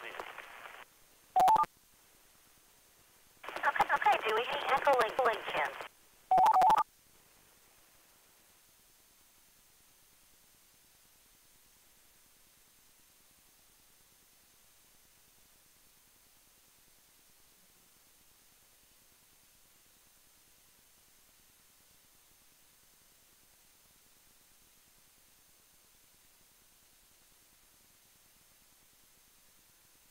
Check-ins from any mode, please come down. E5, Echo, Bravo, David, and Dallas.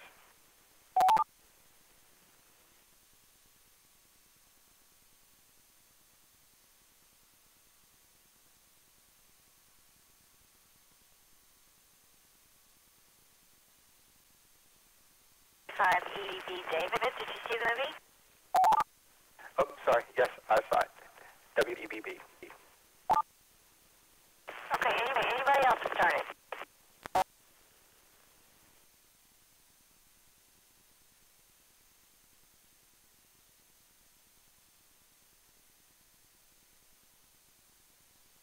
Okay, first let's talk about the plot. Start with AG5 NJ. Frank, what did you think of it, Kevin? This is Kilo 5 Zulu November Juliet, Frank. I really liked that show when it came out. I was pretty young, and I have really good memories of it. I remember watching that original. I haven't seen it since those. And I remember seeing that original show on a 7-inch black and white Radio Shack TV with one of those little plastic earbuds, and I was a kid, and I was blown away by it. But being young, this goes into the plot. As I remember, and that it was confronting it again and today. That made the plot was a little bit long. Like it's not really action, it's more drama and kind of drawn out, but it's still, really, really well done, for the time. The plot still, to me, it just rolled down a little bit slow, but the storyline was interesting. It's, I put this, it's kind of like, they technology gone away from them, and they didn't understand fully what they were doing, and I didn't quite get the technology of it, probably because it doesn't answer, but it was something about radioactive magnetism, and somehow getting all this close together causes a super nuclear explosion that blows the moon out of orbit. Okay, that's fine. It's science. The theme of it was actually pretty good. It's technology gone out of control, and they lost on it, and then they had the man's disaster, which they could. It was a little bit slow though, so I wasn't too crazy about the plot, I guess. But I do like though, and at the time, let me read because I'm rambling. At the time, it was spectacular. Kind of like 2001: Space Odyssey. You could tell they were influenced by them. And the old Star Trek show was gone just a few years, so this kind of came up with the void. And I guess too from here and there. I was in Canada, and they played it on the big networks, and they played it when it came out. In the U.S., I don't recall that it ever got big play here. It was like little independent stations, and I think it was years after, a few years later. So this show was like Star Trek. It really was. It wasn't quite as good as Star Trek because of the chemistry of the character. And Star Trek was much action, fast action. This was not fast action. It was kind of a drama. And I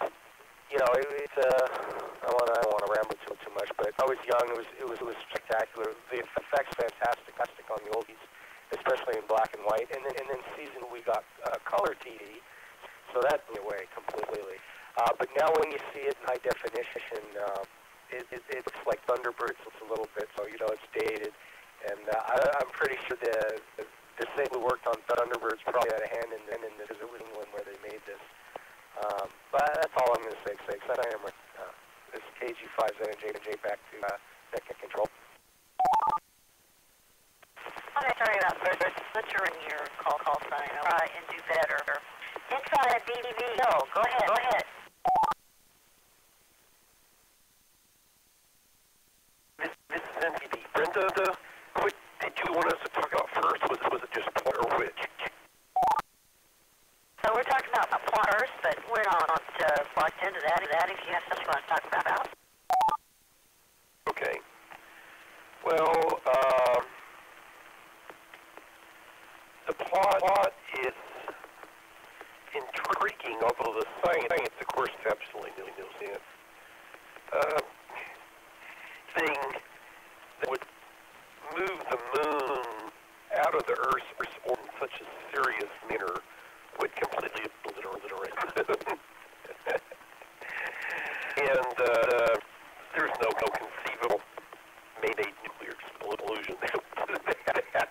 So I think that's completely inconceivable, but anyway. Also, the term magnetic radiation is just kind of made up. They were just looking for some plot device, MacGuffin, and they decided to do that. I'm very much bothered by their continued use of the term early on, dark side of the moon. Since, of course,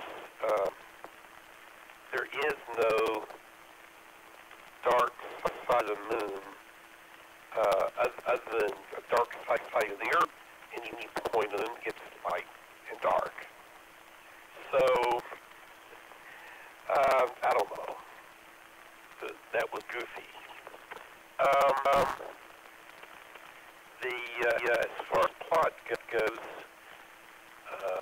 this is definitely a Sylvia and Jerry Eason cartoon, and I agree with the comment that it reminds me a little bit of Thunderbird, the Sumerian nation, except with human actors. So the special reminds me of some of the birds and other during some of the Anderson projects in the 60s and early 70s. What else? Oh, the acceleration they definitely knew it. So while they were on them before the explosion, they all moved around. They had 1G gravity, and there didn't seem to really be any big effort to make it appear that they were in lower gravity.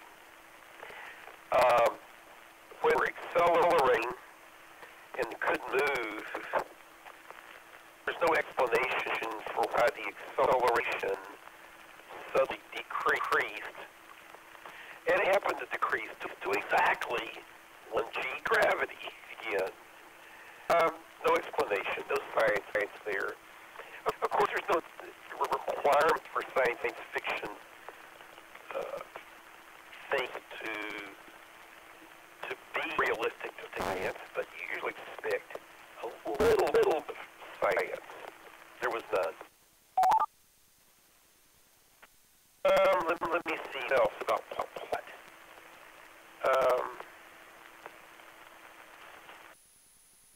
Yes, I have a lot to say about the characters and the actors, but I'll leave that for later because we're talking about plot in 5DB. Thank you.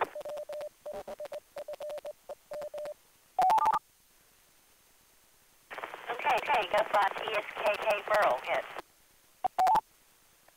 That's K5TSK. Well, one of the things seemed to be confusing was were they on the moon or were they orbit of the moon? You know, they kept showing ships off, and it didn't appear they were in space. And it was like everything got confused. It's like, oh, the moon is blowing up, and all of a sudden we're thrown out of orbit, and we came back to Earth. Like, you know, my first thought was, this is the end. You know, what a way to end in the movie. Of course, it was a sequel, but it just seemed real hopeless that you're lost in space and you can't go home, and you can't go back moon. You know, and they didn't seem to be able to, I guess, sustain life. You know, one of the comments was it was just a drama drawn out. It's like, oh, it's done an hour, so let's, you know, keep it going. And didn't really have any, you know, it's magnetic, biological, and all you have to do is be exposed to it. I suppose if you're doing an MRI, you really get some magnetic exposure. So I don't know how they came up with, you know, magnetic radiation actually causing death. That's all I'll say from that now. If I just came back to that.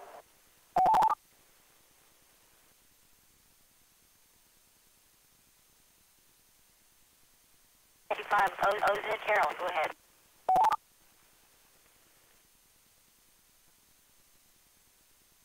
I enjoyed it. Of course, I remember watching the whole series, you know, and the plot did have like magnetic radiation explained, but I wondered why they weren't storing all this waste on the moon when,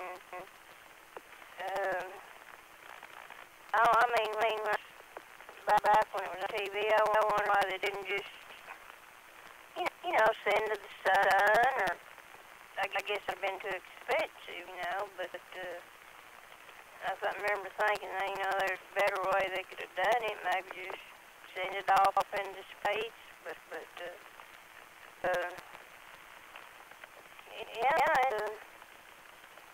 and of course, you know, the Landau is a perfectly good commander, you know, type, but really he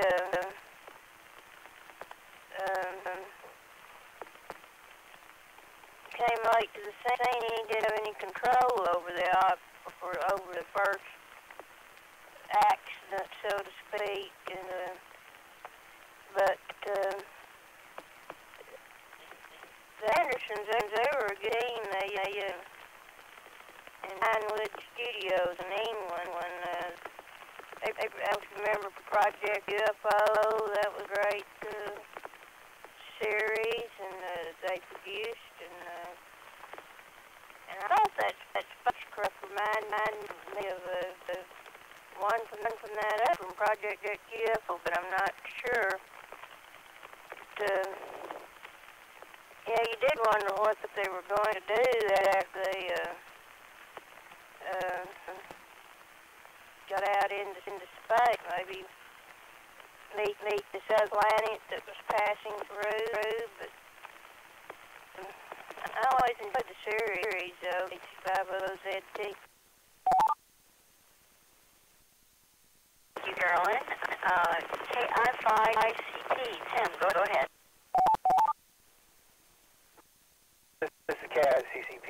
I thought it was interesting the way it started out. It was a little confusing, and for me, this episode was really kind of in two parts. There was a first part and then a second part of the plot, and it was a little confusing, and you weren't really sure what was going on. It moved really slow in the beginning, but once they to figure out why the astronauts were going a little crazy, and looking a little bit deeper into what they called the magnetism, or the nuclear magnetism was building. Again, pretty far-fetched, but need to explain it. It's a science fiction, you know, 70s. So you threw enough terms in there to make it fit, and happy with that. So once they started to get into that a little bit, the plot really started to pick up, and it started making more sense. And you wanted to see, well, what were they going to do? Are they going to make it? Or are they going to be able to move it in time? And the part that got me, and it's a little unfortunate, it was right at the end, 3/4 in, was when the computer said, human decision needed. And I think for about 90 seconds, or at least a full minute, there wasn't a single word spoken. It was all just camera on differences, which is just a very interesting way to do it, but it shows you that this is very, very serious of what's happening right now. And I think that sets up the rest of the series that, hey, they're going to be plummeting through space, and how are they going to do that? So I think they did a good job in the plot with setting that up. Let me reset that. Like I said, just kind of moved a little slow. It was a little rough. And then it's almost like they had consultants or somebody come in and write the second half of it, and it just really started to pick, and now we're doing things that were meaningful, and also that's take on the plot. The other thing is the Eagles, the ships. I remember seeing them when I was young, watching this when it was out, and I never the show was until I watched this. So I was very happy with it. I always had this image as a kid, and I was always looking for that spaceship to play with, and I had no idea what it was. And all these years later, I finally know that was the Eagle from Space 1999. So that was kind of cool for me. KI5CCP.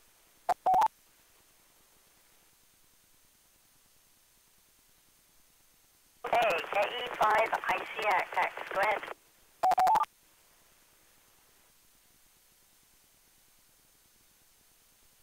Thank you, Brenda, and I'm glad that Tim was able to rediscover his childhood toy. Boy, those things go for a pretty penny today, and they still make them.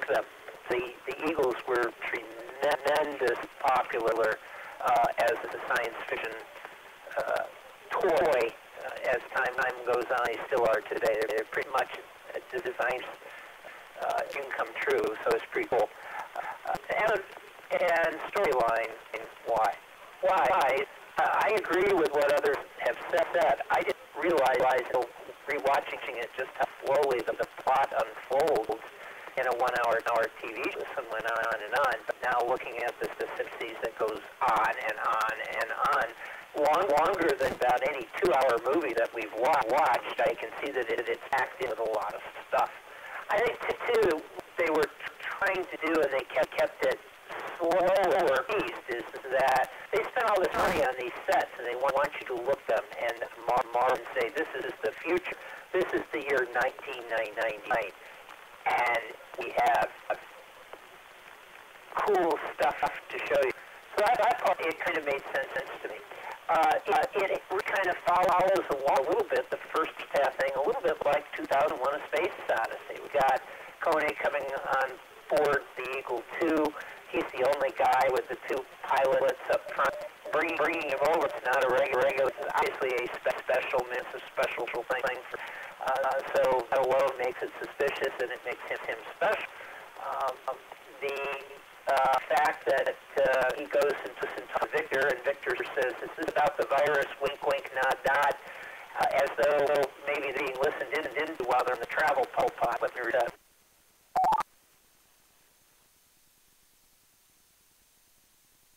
indeed, it was more insidious. They knew more, which was pretty much what 2001 had when it came to find intelligent life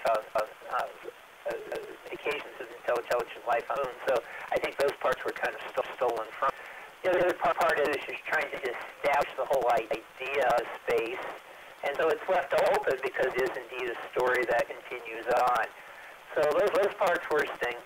I will have lots to say about the technology and all that. The technical action and all that coming up later. So I'll stop now. That's it from me for now. KE5ICX. Alrighty. KE5ICN. James, go ahead.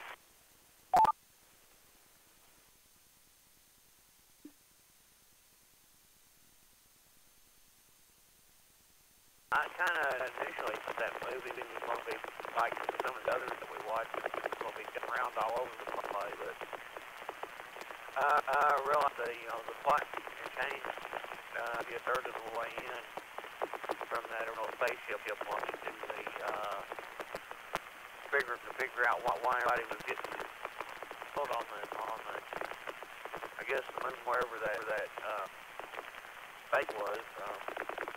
The only 2 things I never did really figure out is why that guy was in that control room or that observation without his helmet on.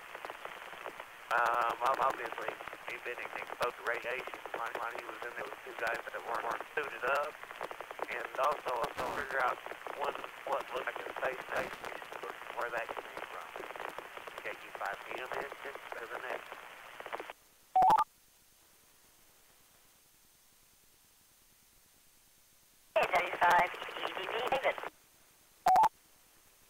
Well, first I have to admit, as a kid, I had one of those 1999 ray guns. Cool looking. It was better than the ones they used on the sets. It was chrome, and it had the color lights that rotated based on a mirror that was running inside. It didn't sound like a ray, but it looked like more like a Christmas tree light. They're blinking in multiple colors up at the front. But still, I loved that little thing. Unfortunately, it got sold in the garage somewhere. Now, the episodes of those of 1999 are good. This one was just okay. The plot was a little convoluted. The zombie-inducing magnetic radiation was an unusual, what should have been subplot, but it was really the kind of the main plot. But for a pilot, episode 1, it should have been mainly about the gradual lead to the breakaway of the moon.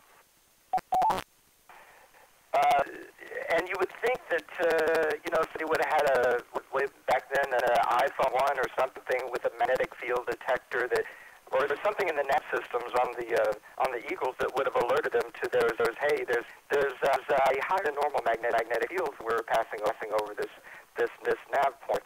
But maybe 1999 technology was more advanced than I thought. And yeah, the physics is off here. Magnetism, that explosions created by the whatever it was, probably wouldn't have been enough to break the moon out of orbit. They might have well had the plot be, a string attached to the Earth, attached to the moon broke, and the moon broke away from lack of centripetal force to hold it in orbit. And even beyond that, about the escape velocity to escape velocity of the sun. The moon should have, even if it broke out of orbit, it should have been captured by the sun and pulled into Earth. It pulled into the sun's fiery a bit, and that would be the end. Space 1999. W5 UBB. All right. Do we have any check-in? November Tango 5 to Tango Mike. Full.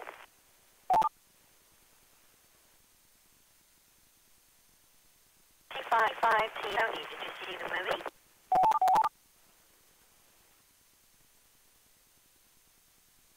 Yes, I did. Yes, I did. I even have comments whenever time permits at 55 p.m. Go ahead. Make them now.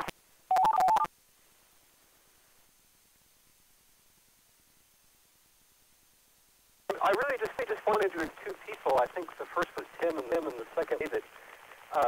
Taken on its own terms, it wasn't near as bad as I thought. Although it took forever to get started, and I kept wanting to transmit back to that doctor, ask her to speak closer to the mic or increase breathing. I found her very hard to hear with her quiet breath speaking. It was very annoying. Taken a little bit, judged a little bit harshly. Yeah, the science of the plot, ridiculous. The big string between the Earth and the Moon would have made more sense in that explosion. Likewise, the magnetic energy from the radiation, was almost laugh-inducing. But at least get going and become on own terms as a TV show a bit engaging towards the end. I just wish it had gotten, I wish it had gotten a lot more quickly. The NP thought PM.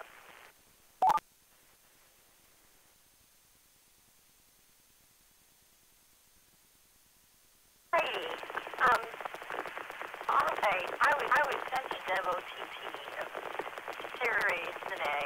I was one of the people who know about space. I watched anything that had a spaceship on it, and I actually loved it. Seeing it now, it's like 2001's personality.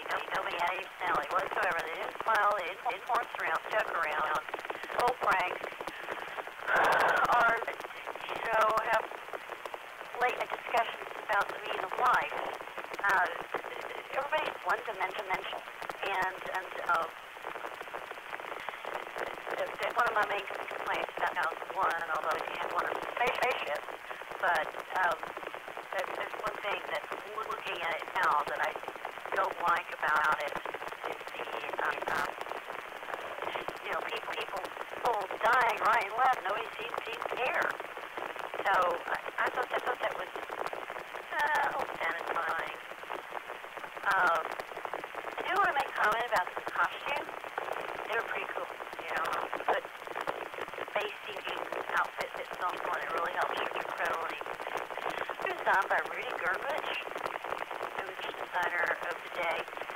And his big claim to fame was creating the monokini.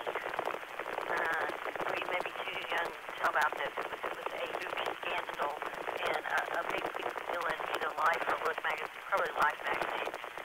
Topless woman, swimsuit, top hairs, and quite scandal at the time. But he was one of these avant-garde fashioners, and I thought he was pretty good on these. I think they were believable as outer space futuristic outfit or what we like to think that they might be. So I'm going to follow that too. And science-wise, it's just ridiculous that we often have to suspend that in order to make a movie. It's not the first time. All right. This is WB5ZL. We're going to start back at the top of the in. Let's talk about special effects and science, if you haven't already, or if you've got more. See, we're starting with KG5, Zulu, November, Juliet. Frank, go ahead. Yeah, G5ZNJ. It just dawned me after hearing you guys all talk about this. It's very obvious to me that when they cooked up the series, they just said, we're going to have a movie trap through space. And we just have to have one. How do we make that happen in the first episode? So they they wrote the story backwards kind of a thing, I think. And they just had a lot of trouble making that happen, and I think they just threw that together out of a panic, more likely anything, because they probably put all the money and effort into the effects and some stuff. Anyways, the theory, I'm sticking to it. A little more on the toys. Yeah, I had a die-cast Eagle spaceship when I was a kid. That was one of my favorite toys. That and Micronauts that I played with in those. And it was made by a company in England called Dinky. They made really good die-cast toys made in England. And I also had to run stun gun, just like he had, except mine shot these little plastic discs. You could load about 20 of them in there, and it would spring load and shoot them out, and it was pretty cool. So, yeah, awesome toys. The theme song was just awesome. That just kicks you right in the ass, that theme song right at the beginning. So that was just way over the top. That was just awesome. So I really liked that. I'm not sure if we're going to be talking about science or characters, but just talk about characters because I got turned in pretty night. They had no chemistry. They did a little bit, especially the captain and the science officer had some, but everybody else, they were just flat, one-dimensional, no chemistry. Look at Star Trek, how much chemistry those characters have. They had that in this. And I remember as the series on, it was kind of much of the same, not a little better as it went on. It seemed to have gotten better. And then a second year, remember that they dropped any because it wasn't working. It turned into just, and that's what brought in Maya. For her, she had the weird eyebrows, and she could ridiculously change the animal she wanted for 1 hour. It was way over the top. So they got kind of ridiculous in season 2. Geez, bells. That's it. All I got to say, guys.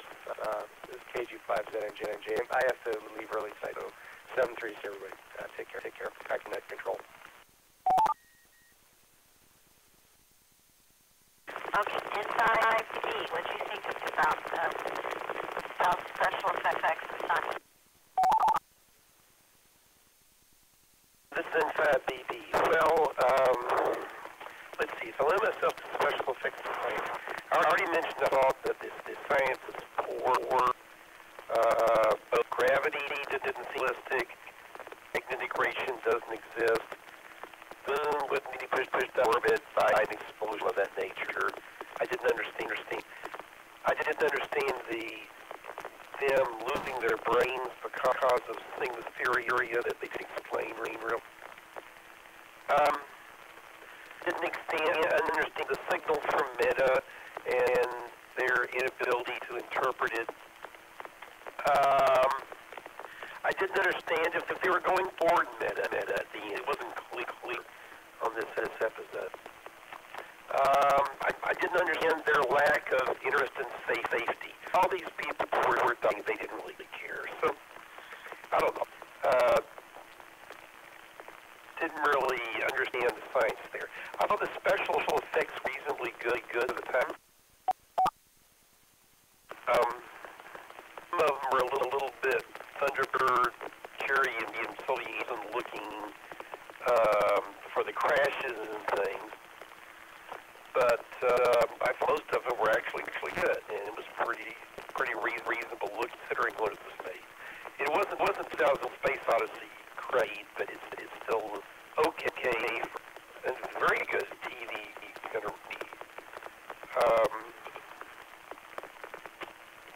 So I guess that finishes the special effects. I thought the quality of the filming, the image quality of what I saw, I thought was very good.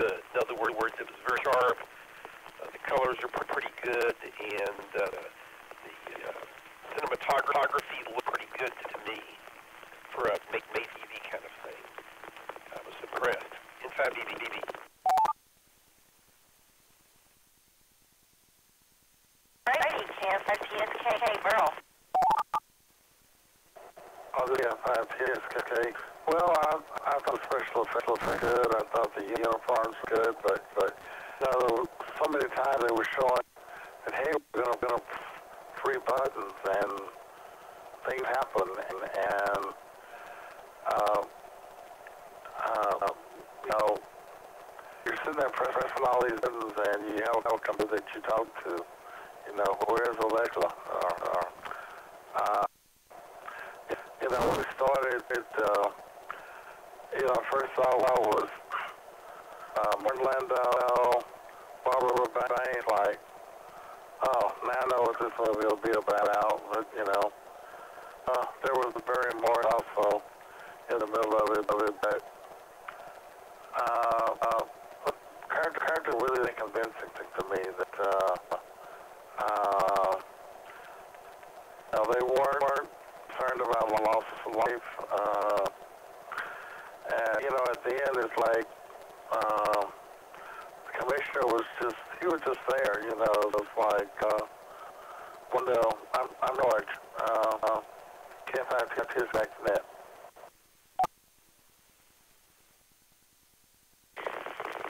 KC5ZT Caroline.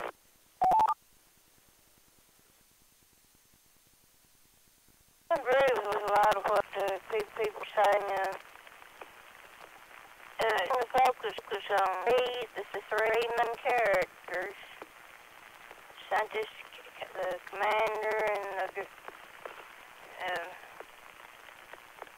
Barbara Bain.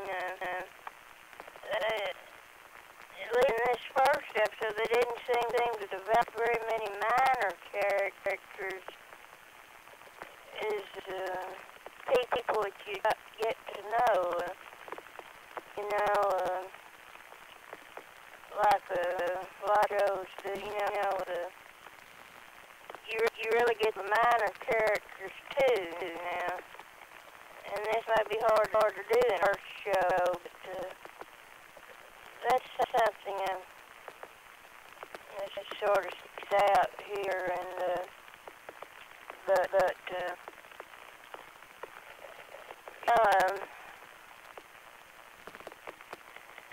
it was,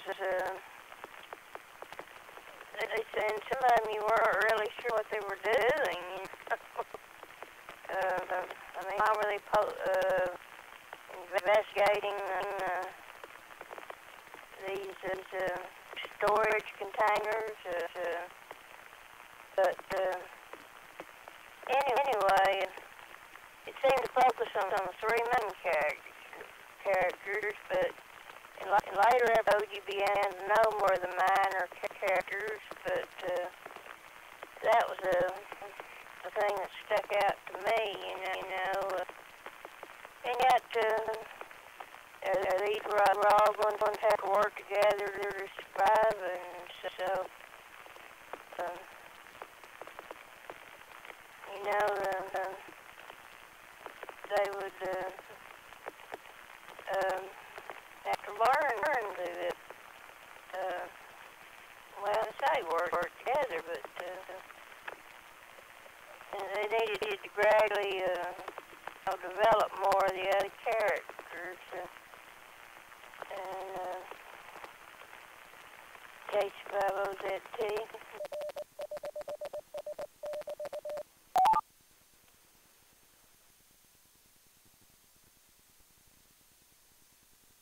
K895CCP10. All right, thank you. This is CAV5CCP. As far as the science and effects and costume design goes, first of all, the science was a little or a lot, depending on how you look at it and where you come from in life. But you know what? That was okay. It was the 70s. It was about the future.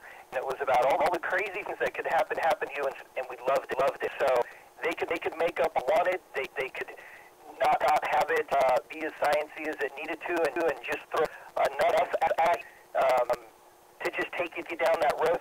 So I thought it was fine for a show in the 70s, and like I said, you know, we loved it. The costumes I thought were actually written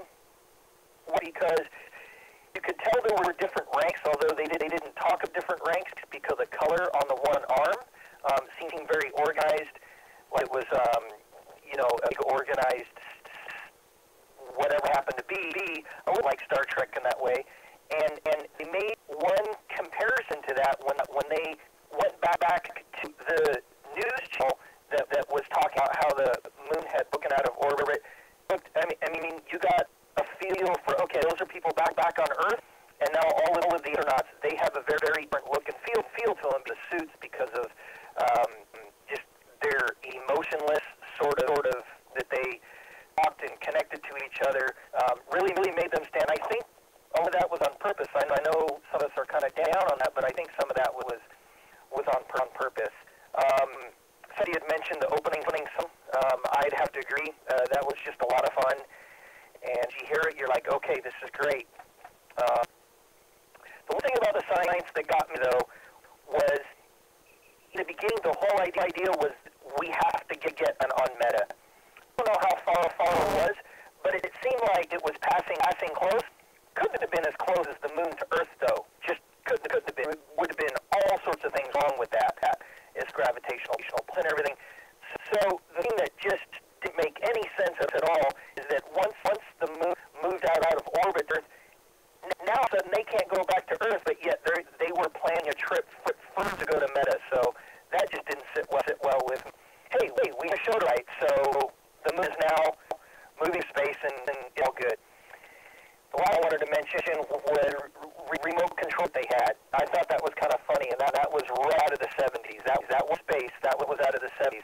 The clapper, all these things for remote controls. They had this big sort of bulky box that they would get with them to do different things, open doors, talk to people.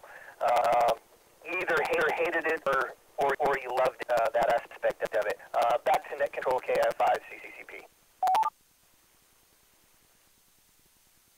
Hey, KI5, I shut Tom.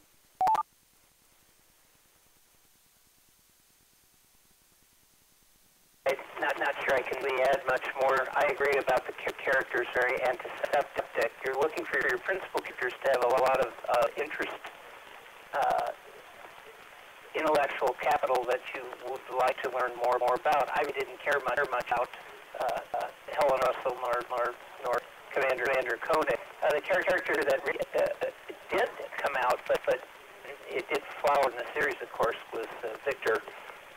He's the guy that is the humanist. He's the scientist. He's the that explains everything. Meanwhile, Helena and John Koenig had some sort of relationship prior to, and we're not going to get a lot.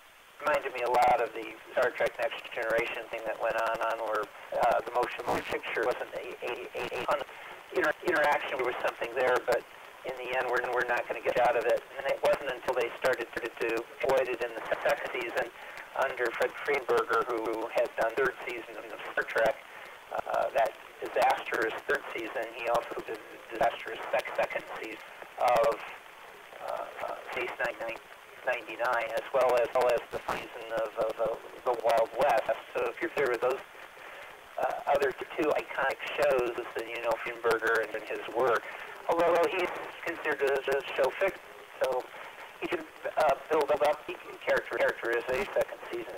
As far as this episode and forward, I agree too. The theme for the show was excellent. It really got you into the right mood. It was opted in the second season for a more dorky screen thing, action thing. Mannix without a good Mannix theme. Let's see, what else can I tell you? The story, the special effects, they look good. They look good for the time. Science was terrible. I agree with Miss Carol when she did the fact that why don't you just, if it's radiation, send it to the sun. If you can get a spacecraft all the way to the moon, there's a pretty good probability that at the very worst you can drop this stuff sort of low orbit. You're not going to stick it on the moon. That doesn't make any sense because the weapon of blast it out of orbit, as we've discovered. Then we wouldn't have Space 1999 Breakaway. We'd have Space 1999, the character break up or something along those lines. So it lacks something there. Overall, the series was fun. I do say that the first season was better than the second. Even though the science was worse, they tried to explain things going forward, like Gary said.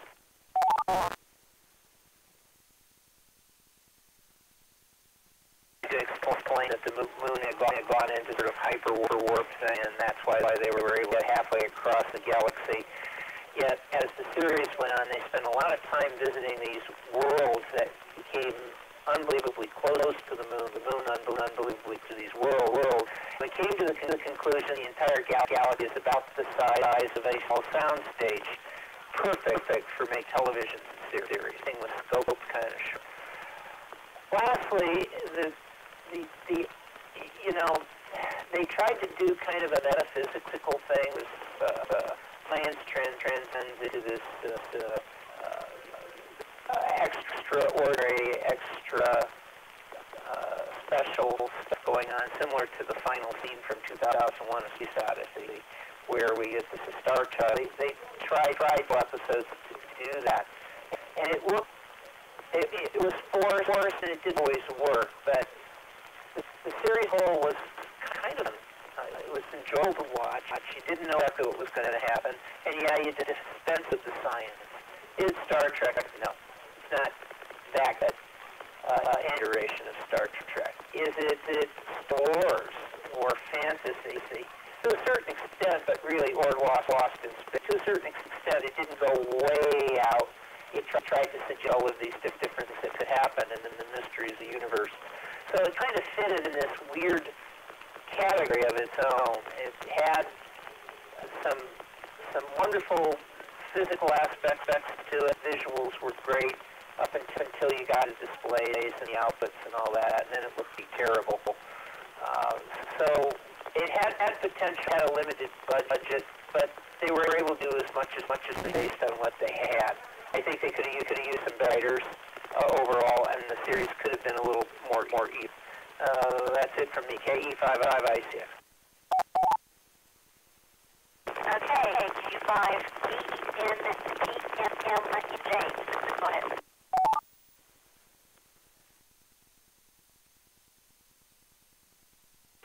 This KQ5ENTMN.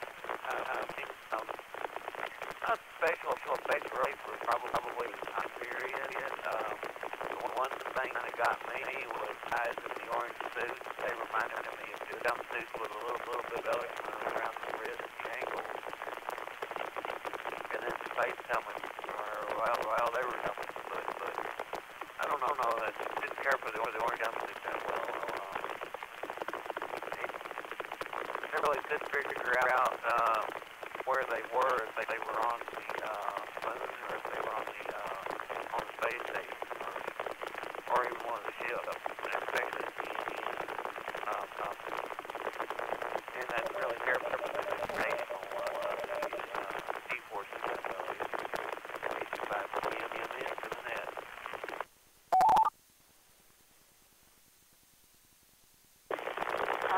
Okay, W5EBBB David.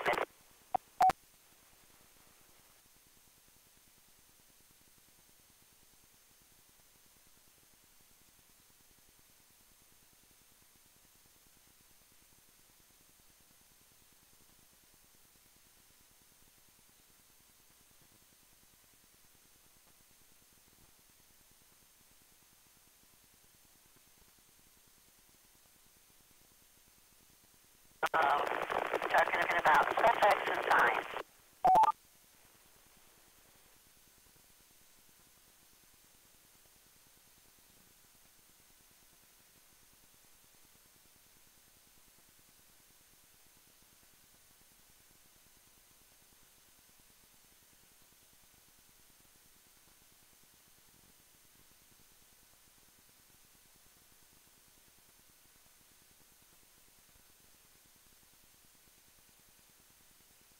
As well. Maybe they'll come here. I thought the special effects were really pretty good for today. I thought it looked believable based on this. Just the look and feel of the moon base. You feel like it's believable. Science, forget it. It's been about science to even believe. but that's okay. All right. Let's move on. You can talk about whatever you want about characters or plot or anything or something else. Most of you have some. If you have any comments, I want comment on the myth of the characters. You know, we know that Martin Landau and Barbara Bain were married each other, and so I just kept watching to see if there's some inkling, some hint.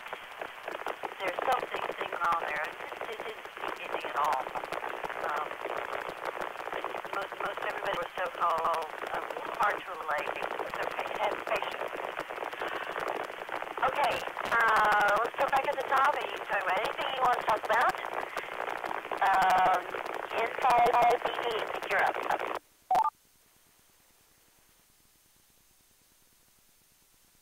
This is inside BD. By the way, quite a bit of parallel sounding noise coming in your signal. But I can understand you okay, but there's a lot of noise gets at repeaters or something. Maybe related to Bain and et cetera. Anyway, yes, Martin Landau and Barbara Bain were married for years after this movie, and also the Impossible TV. I should say this TV series and Impossible TV. I don't know if it's their acting style or the directors, but I always thought that both of them seemed to be kind of flat. The way their acting style was kind of flat. Their faces were kind of flat. Like there was too much Botox or something. And I don't mean they were without emotion, but it's just anything flat. Maybe this is some thing. I don't really know. Or maybe the particular directors. One interesting thing about the Space 1999 series is that nearly every episode had a different set of star actors and a different director and writers. It was worse than Star Trek and some of the other series. So Tom said something about the episodes as being uneven. What can you expect? Every episode is a different team of people on it. And what else did I want to say about that? Of course, the episode that we saw was the well-known actors Martin Landau, Bain, and Barry Morse, kind of the scientists kind of based off that were the main characters. And I think they did okay with their acting was okay. It was great. It wasn't horrible either. And Roy Daltrey was commissioner's son, who seemed to have just a bad attitude. And there was a friction between him and Martin Landau on there that was very obvious. And I don't know why they forced that into there. A lot of science fiction and other movies have forced this kind of friction between the people care about and the home base. The home base is always trying to get them to do something stupid, and our friends out there at the remote base are having to correct stupidness of superior. In this case, to me, it was necessary and overdone and silly. But many other science fiction movies had similar.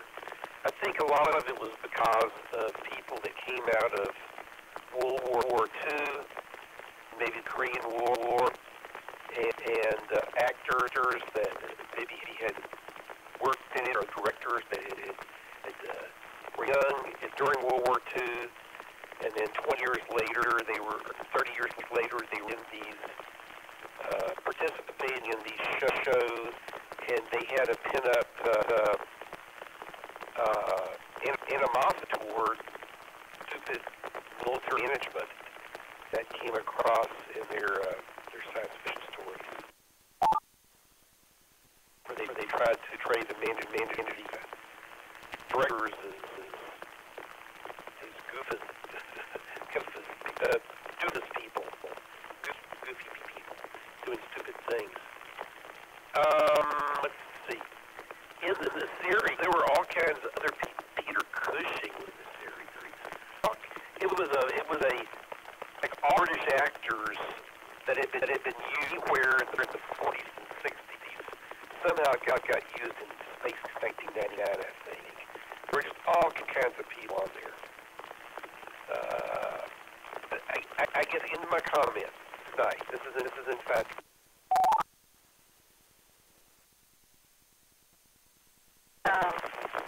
Okay, KF5 CSK Burl, go ahead. This is KF5 PSK. I don't really have any more comments, though. I'm going to say night. Kids gave back to net. NT5. Oh, thanks for joining us. KCC550 Carolyn.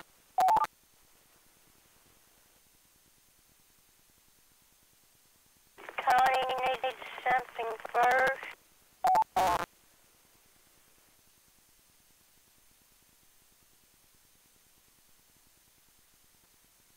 I just wanted to let Brenda know I was here. I did my call sign last round. NT55 again. Sorry, I did call on you. You didn't answer my back. Gonna catch you up. Do you want to backtrack or wait till the next time it's your turn? Do you want to speak now?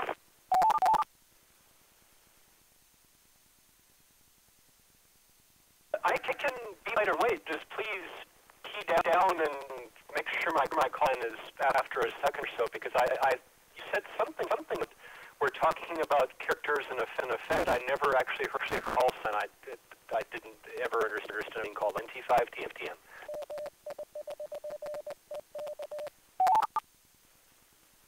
Well, yeah, I didn't hear you break in either. There's a lot of static on the radio tonight. I'm pretty sure there's just a still kind of people thunderstorms through here. I'm sure you all did as well. And people whose signals are normally strong are pretty scratchy tonight. So we'll just deal with it. Well, you can sit now, and then we'll back up and catch up your turn, and then we'll get you back rotation. T5, TM, go ahead.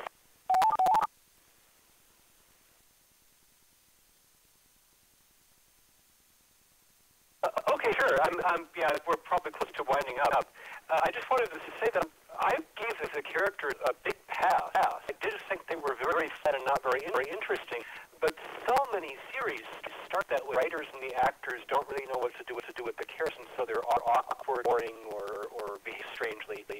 I'm really sad to hear that didn't get better later. They had the usual interesting, cast of different types of folks who could have been more. People have talked about the music. I understand why you love the music. I found it fairly annoying. Didn't like that kind of 70s bow chicka bow style. Yeah, I know it was the 70s, but it wasn't my thing. I on the set dressing. I thought the level of techno clutter of 70s knobs and buttons and oscilloscopes was about right. It wasn't too much. It wasn't too little. I thought they did a good set, and the effects were which is actually a compliment. There were times when someone was jumping into a moon buggy when they did make an effort of making it look like ones in gravity. Of course, all years were magically in full Earth gravity, which that's wrong. But they tried. There were spots where it was good, and I was surprised because TV shows usually don't have spots in their effects set. So promising. I'm glad the characters didn't pan out future episodes. NTTM.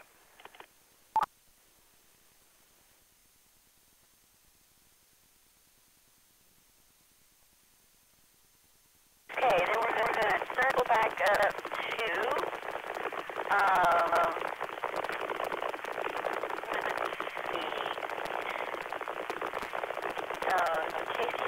Did you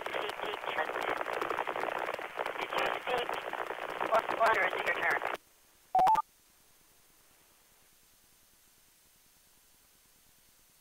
I can't add more what I've got now.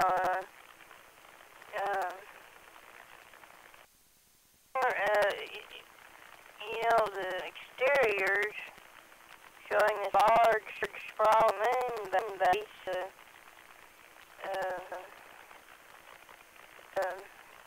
and yet when it's at the interior, your thoughts, you know, you couldn't really tell how it was laid out. Of course, that was probably just, you know, part of the problem shooting, but yeah, the characters, you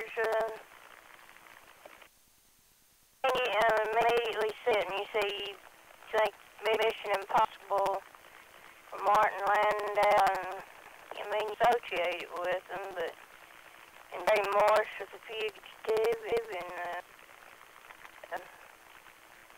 but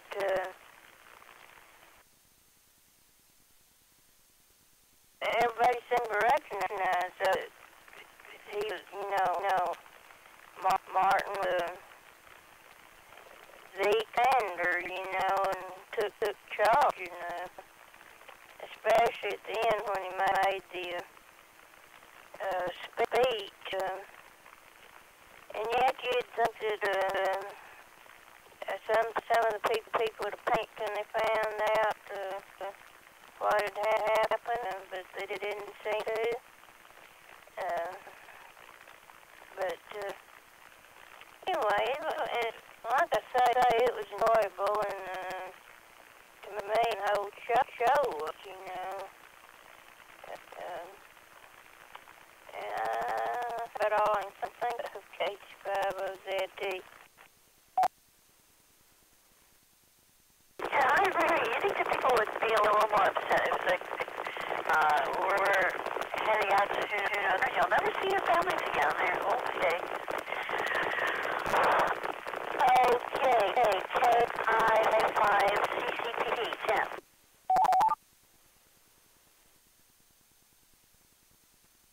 Probably don't have a lot more to add at this point, but and we'll probably finish out the first season now, and just to see where it goes. I mean, heck, it's a giant moon floating through space. Who doesn't want to see what happens with that? That's it. I enjoyed the show. I want to thank everyone, and you know, just putting it up there, and all the comments were really good. Okay, CCP, back to Ned.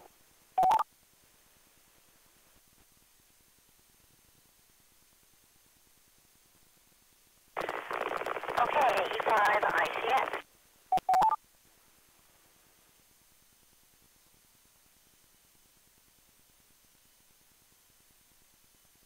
And I did have a comments I missed out on the other rooms, and I'll call it a night might help.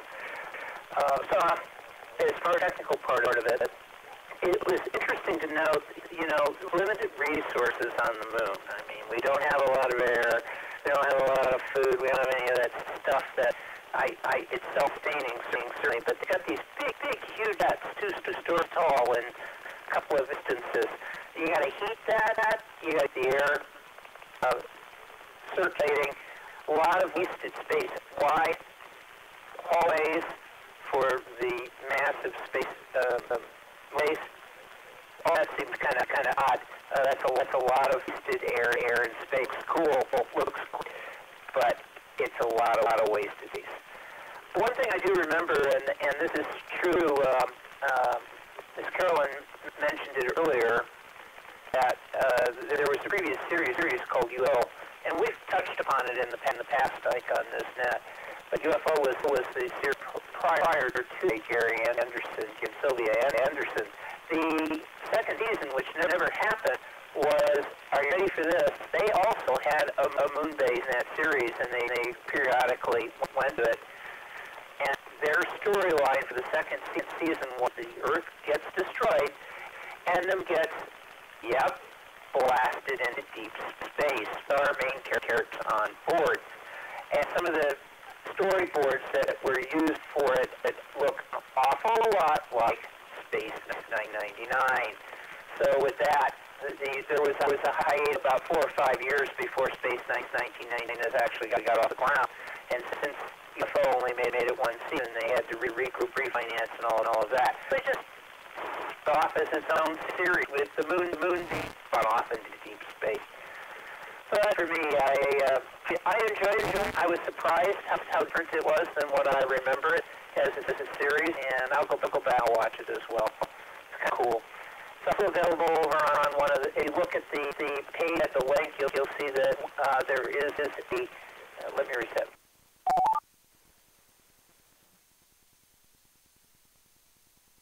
Is this a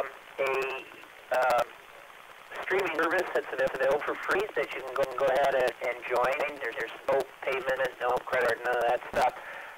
It has I think it has a few ads, although they're not very many right now. This series was redubbed from the original 35 millimeter, which makes it look very, very clean, better than it ever did when it was on TV. And if any of you remember from the original series when it was back on regular terrestrial TV back in 1975, when that fantastic theme would come on, it warbled horribly. It was really distracting. So hearing this without the war was actually kind of strange. I was to it, but it sounds great. That's it for me. KE55ICM.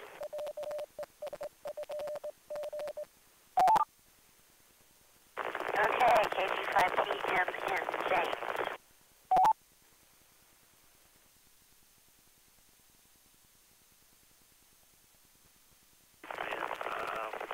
I must admit, I didn't get to watch the original series, so this was totally new for me, and that's kind of why I didn't really think a lot about it, but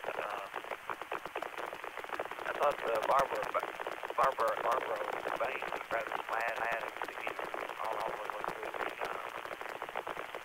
Martin down has a little bit of character to it when he got the argument with that Earth commander, or whoever he was, about the visit of the spaceship, trying to get his genes into Earth, mob people.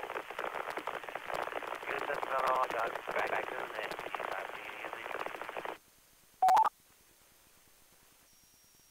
Hey, W5EB, are you still with us? Yes. Yeah, back on that last rotation, you didn't answer on what's going on this time.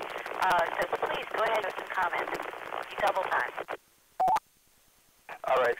Yeah, what happened to that? My tuner knob over 1 or 10 hertz, and that knocked out my TCS, so I was transmitting on the wrong frequency. And the squelch, I've had to turn the squelch up quite a, because of the noise floor is pretty high.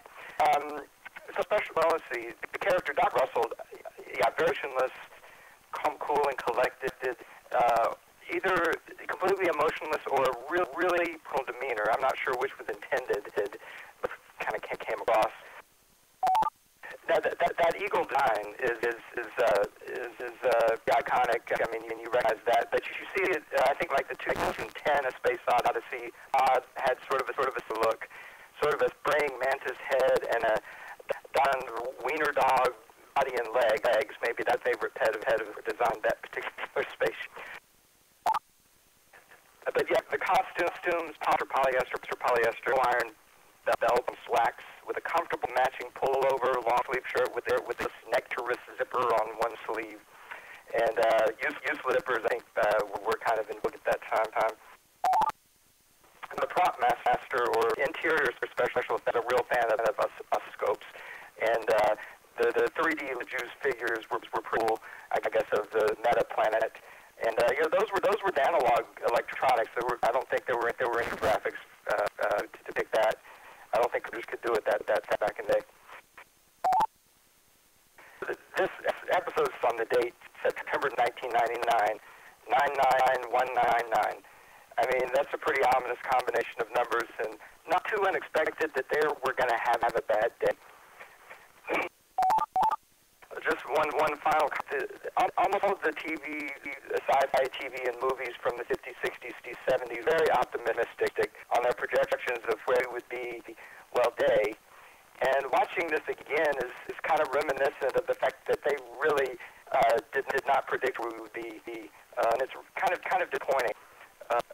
Trek wins the prize ball because, as just about other sci-fi movie or TV show, they are underestimated our capabilities and progress to date. And watching this again after all these years, it just kind of reminds me of W5FC. All right, NT55TRD has one more comment.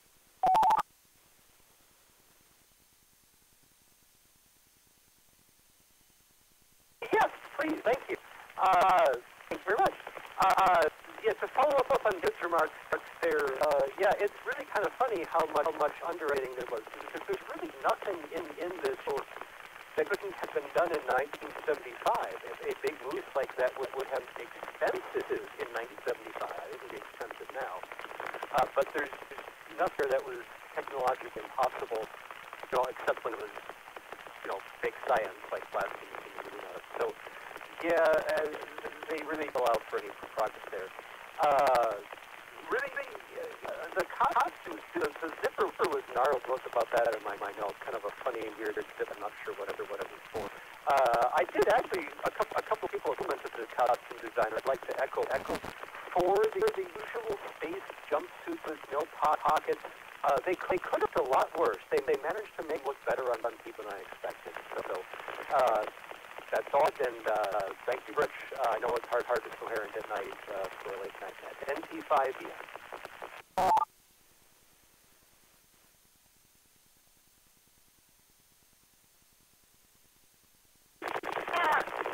The movie played at the time, we were so fresh off the glory of space travel. This was made in 1995. That's just 3 years after Gene Cernan took the last step on the movie. And I still thought I didn't get to go to the movie tonight. I had no idea that the space were flown out so much. It was just going to pass me by. So there was an awful lot of optimism at the time that, yeah, we were all going to space. And we liked movies that told us look back. So, okay, WWZL, do we have any more check-ins?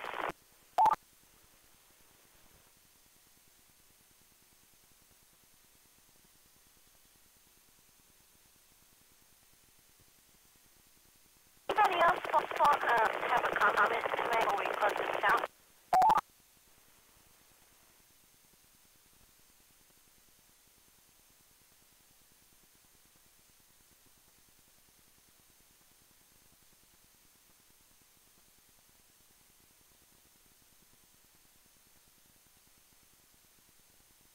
Okay, well, there were 10 of us participating tonight. You all for your wonderful comments. Smart bunch of people, I'll say that. Okay, looking out at 2353 WB50ZL.